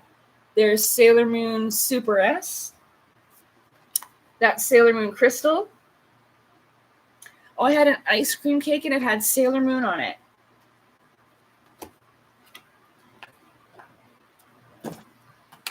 And that is Sailor Moon S. Isn't she cute? There's Luna. And this is the first season of Sailor Moon. That's where that hilarious episode is, when she has her first fight. This is really good. And I always recommend to watch it in Japanese with English subtitles. That's how you get the true, authentic version. The voice acting is phenomenal, and you really get the emotional feeling of the show. Sailor Moon's not for children. People think it is, but it's not. This is Sailor Moon R. The Promise of the Rose. Get it? The rose represents the awakening process in the Kundalini just as much as the lotus flower in the East does. And this right here, Sailor Moon's crystal, is actually a lotus. I actually have one of these, but I got to unpack it. Whoops, this way. Unpack it, and I'll show you that crystal. I have that. It's beautiful. And then I have season 5 of the original Sailor Stars with Galaxia. And there she is with her wings and the starlights. Dun, dun, dun, dun, dun, dun, dun, dun, dun, dun, dun. Okay, so those are my DVDs, and I still watch them. And then I have the manga. I have this one. That's Chibi Chibi, and that's Chibiusa, and that's Diana. And look at this. Isn't she cute? And then these, actually, if you don't know, Nayako Takeuchi drew Sailor Venus, Sailor V, before she drew Sailor Moon. See how much they look alike?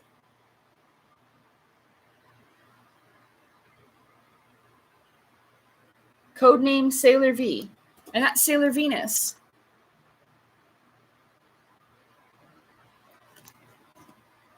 Thank you for the birthday wishes, JC. Yeah, the cats are sleeping. And then there she is again. See how much she looks like Sailor Moon?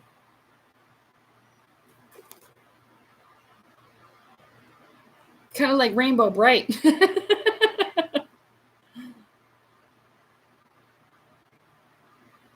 C'est la vie. I know. Sailor V, c'est la vie. Yeah. Oh, yeah, glasses like those. That's actually a mask. Oh, wait, is she wearing glasses somewhere? No. Yeah, that's her mask. Yeah, she wears a mask to hide her identity.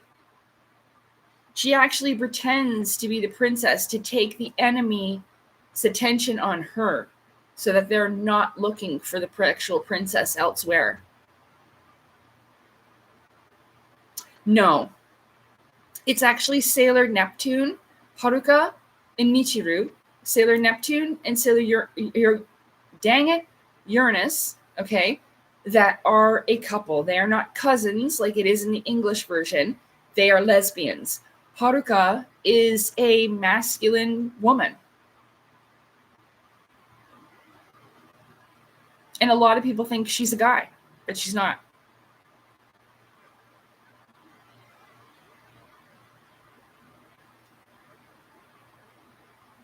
No, I don't know what Unico is.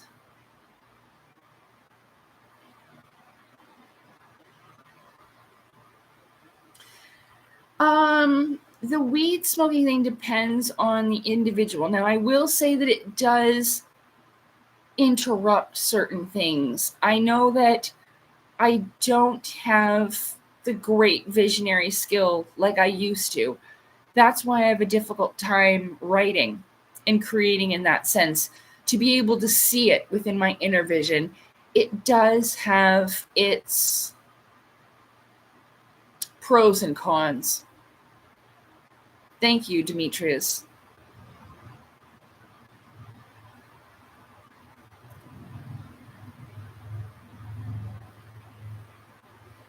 That is a myth. It brings you more into the feminine energy. What were you just talking about?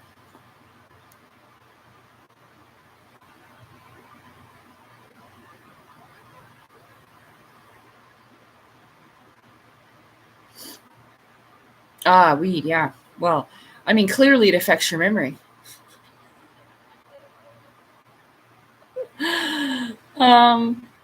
I mean, it can be used to heighten gifts as well. So it depends on personal preference. They even used marijuana back in ancient Egypt, okay? It's been used a long time for spiritual practices. I admit that I do smoke a lot, and it's probably been a hindrance. Like, I probably would have gotten further, but I don't think I was meant to, you know? Yeah, I don't think it would have been, too quickly. So I get all my spiritual knowledge from Snapple caps. Do they seriously have messages in there still? I haven't had a Snapple in ages. I find that shit's too sweet.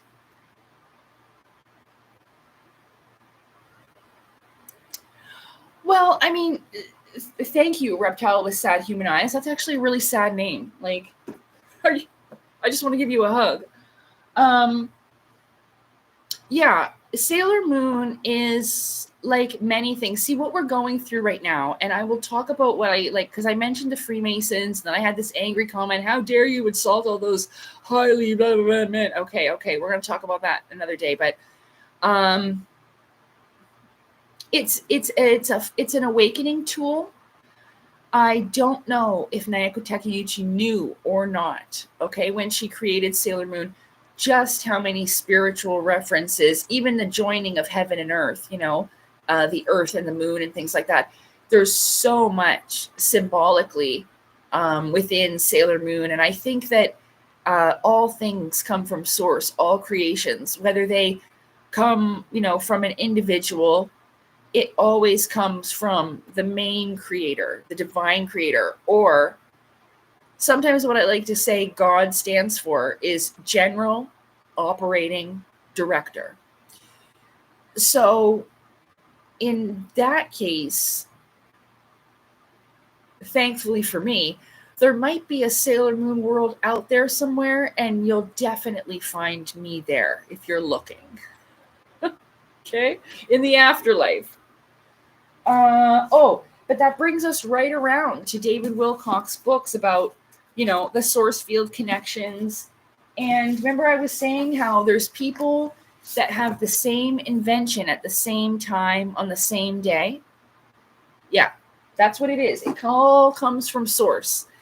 So, I mean, it just so happened that Naoko Takeuchi picked it up first. You're welcome. It definitely is. I mean, weed in moderation, Michael, like he's talking about helping it with sleeping at night. Yes, weed in moderation is not harmful. It's not going to block one of your chakras. In fact, it might help open it, to be able to calm the mind, to let the thoughts of the heart win, predominate, be on top.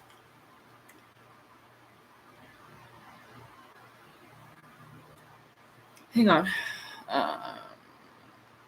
Did I answer that question? Oh, about Sailor Moon. So yeah, Sailor Moon is an awakening tool. There's been people, that have said it's from the Illuminati, but that three things she does happens to be the Father, the Son, the Holy Spirit. Mother, Father, Child, Source. What I was, you get what I mean. The three thing.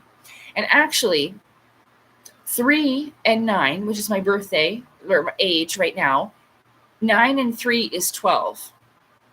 Breaking that, adding that down again, it's 3. That's its base number of your age. My age, anyway, is a number 3. So it's very lucky. The Trinity, that's right.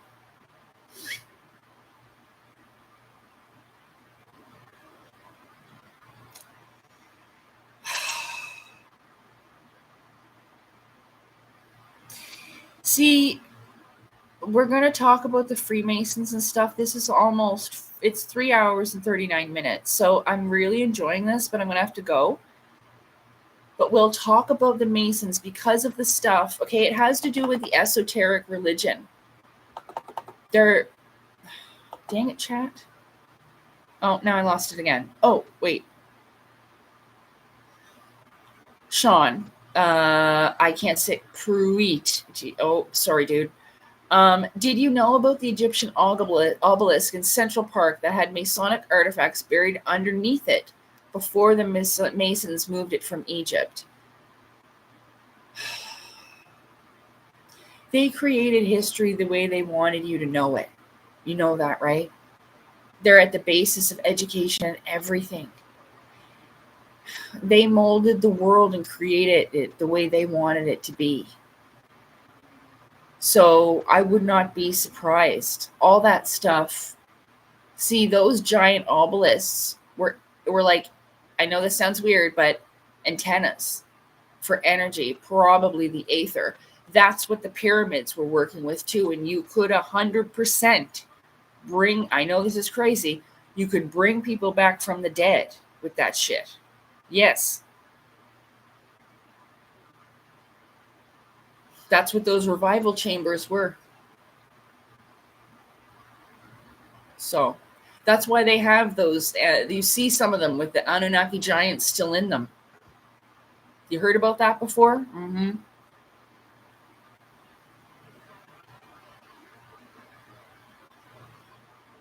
Like sleeping for a while and until it's time to wake up again when the aether's back mixed in. Because if they didn't do that, they'd probably age and die like the rest of us. So yeah, we can talk about them because they have been hiding this secret religion of consciousness ascension, which is initiation. I've had a lot of Freemasons come at me for trying to teach initiation on Facebook, which is, that the thumbs up is a Freemason symbol with the glove that happens to be a Masonic symbol. So Facebook is even YouTube. I'm surprised I've even been allowed to keep going. So, okay. All right. So thank you very much for being here. I appreciate you. No, the Anunnaki and the Nephilim aren't the same thing. Anunnaki means those who descended from heaven to earth. They went from the higher dimensions to the lower. That's why people call them the fallen angels. So they're not the same thing. So those beings that came down from their higher dimension and came to here and mated with the human women, we'll have to see how it goes, okay? I'm not just gonna... Anyway. Yeah, and I always suggest to read The Gods of Eden by William Bromley.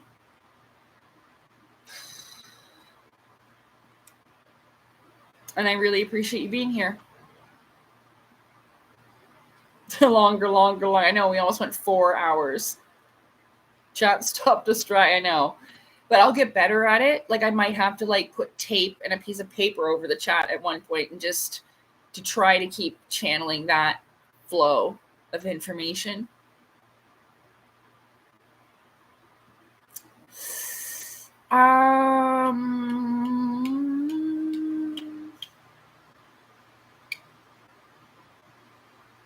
Yeah.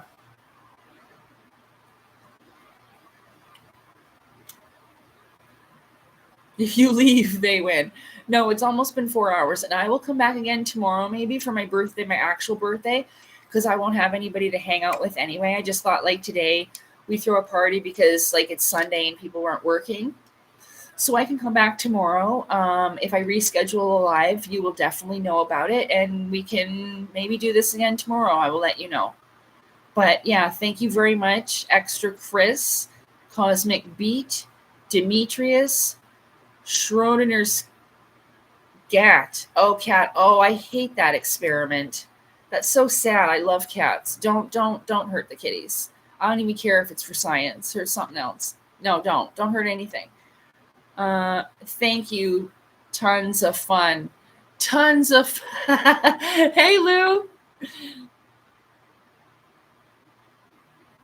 After party. I know. I wish I still played PlayStation and Xbox, but I don't. I get so stressed out with video games. I'll tell you this before I go. I was playing Battle for Middle Earth, and I was playing it with one of my boyfriends where you can play it on the same TV, but you could also go online and play together so that, you're going at the same time, a 2-player game. Okay. And I threw a fit at the end, and he was dying laughing, okay?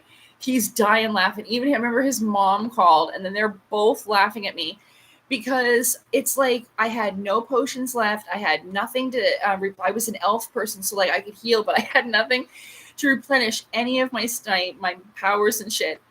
And I remember I threw the controller down and I was like, I'm not playing anymore and I don't have any stuff left. And I just started burst out crying. So like, I just don't think that I should put myself through that, even though I'm excellent at playing video games. Okay. I'm very good at it. I remember the end of Tomb Raider Survivor, I think it was, when all these dudes were coming down zip lines. Okay. They're coming down zip lines in like 3. And I'm with Laura. I'm like, brr, brr, brr, brr, brr. Chris, my ex, comes into the room. I'm like, get out of here. Brr, I'm busy. Brr, brr, not now. Brr, brr. They were everywhere, man. I was throwing grenades and shooting them with every gun I had. Oh my gosh, you got to play that. That was intense. I got attacked by a bear. I got attacked by a wolf. I called Chris crying again, and he's laughing at me. Don't worry, he says, don't worry. I'll do it for you when I get home. I'll beat the bear. I was too scared. You go into a cave, and I'm like, doo-doo-doo. And there's a bear. And I was like, ooh. And I'm backing out. No, I didn't know you have to kill it with the poison arrows, okay? The poison arrows. Don't be just swinging on the dang trees. You're not getting away from that bear. You need the poison arrows, okay? Oh, virtual reality. I might have a heart attack. I love Lara Croft. I wanted to be an archaeologist. It's just because of my childhood. And like, I had to quit school in grade 11 and complete my education elsewhere, in adult school. But dang, like, I wanted to be an archaeologist. Elena Danon's actually an archaeologist. Yeah. Thank you for liking my birthday hat. Okay. All right. They are good games. I look a little bit like Laura, yeah, with my long hair, but that also is a reason, because she was also, this has to do with your life force, your energy, also known as vril or chi.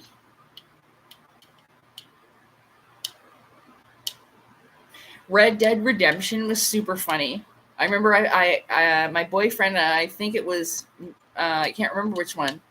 I think it was before Chris. I don't think Chris played that one. I've already mentioned his name, so I don't need to say all my ex-boyfriends' names or whatever. Not like there's that many of them, but, But he did. And I remember he used to play Grand Theft Auto. I'm like, what is wrong with you? And he's driving down the freaking sidewalk and bodies are just flying. Oh, Lord. So that's the guy that I saw at Walmart today. That's him.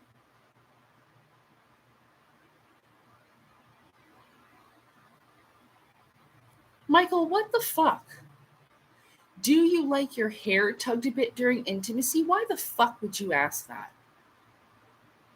You need Jesus.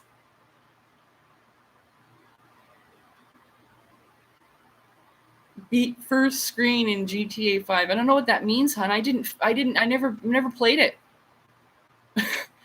That guy would pick up hookers off the street in this game, beat them up, and steal their fucking money and kick them out the car. What kind of game is that?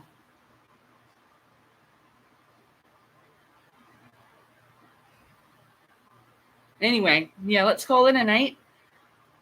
Thank you. God bless you. I'm so glad that you were here.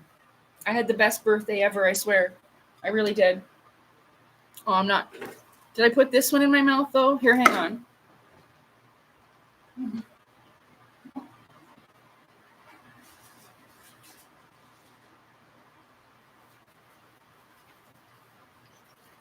Thank you for being at my birthday party. Woo! Oh, cool. It's red and blue. Isn't that a coincidence? I just ran in there and got them. What the fuck's wrong with this?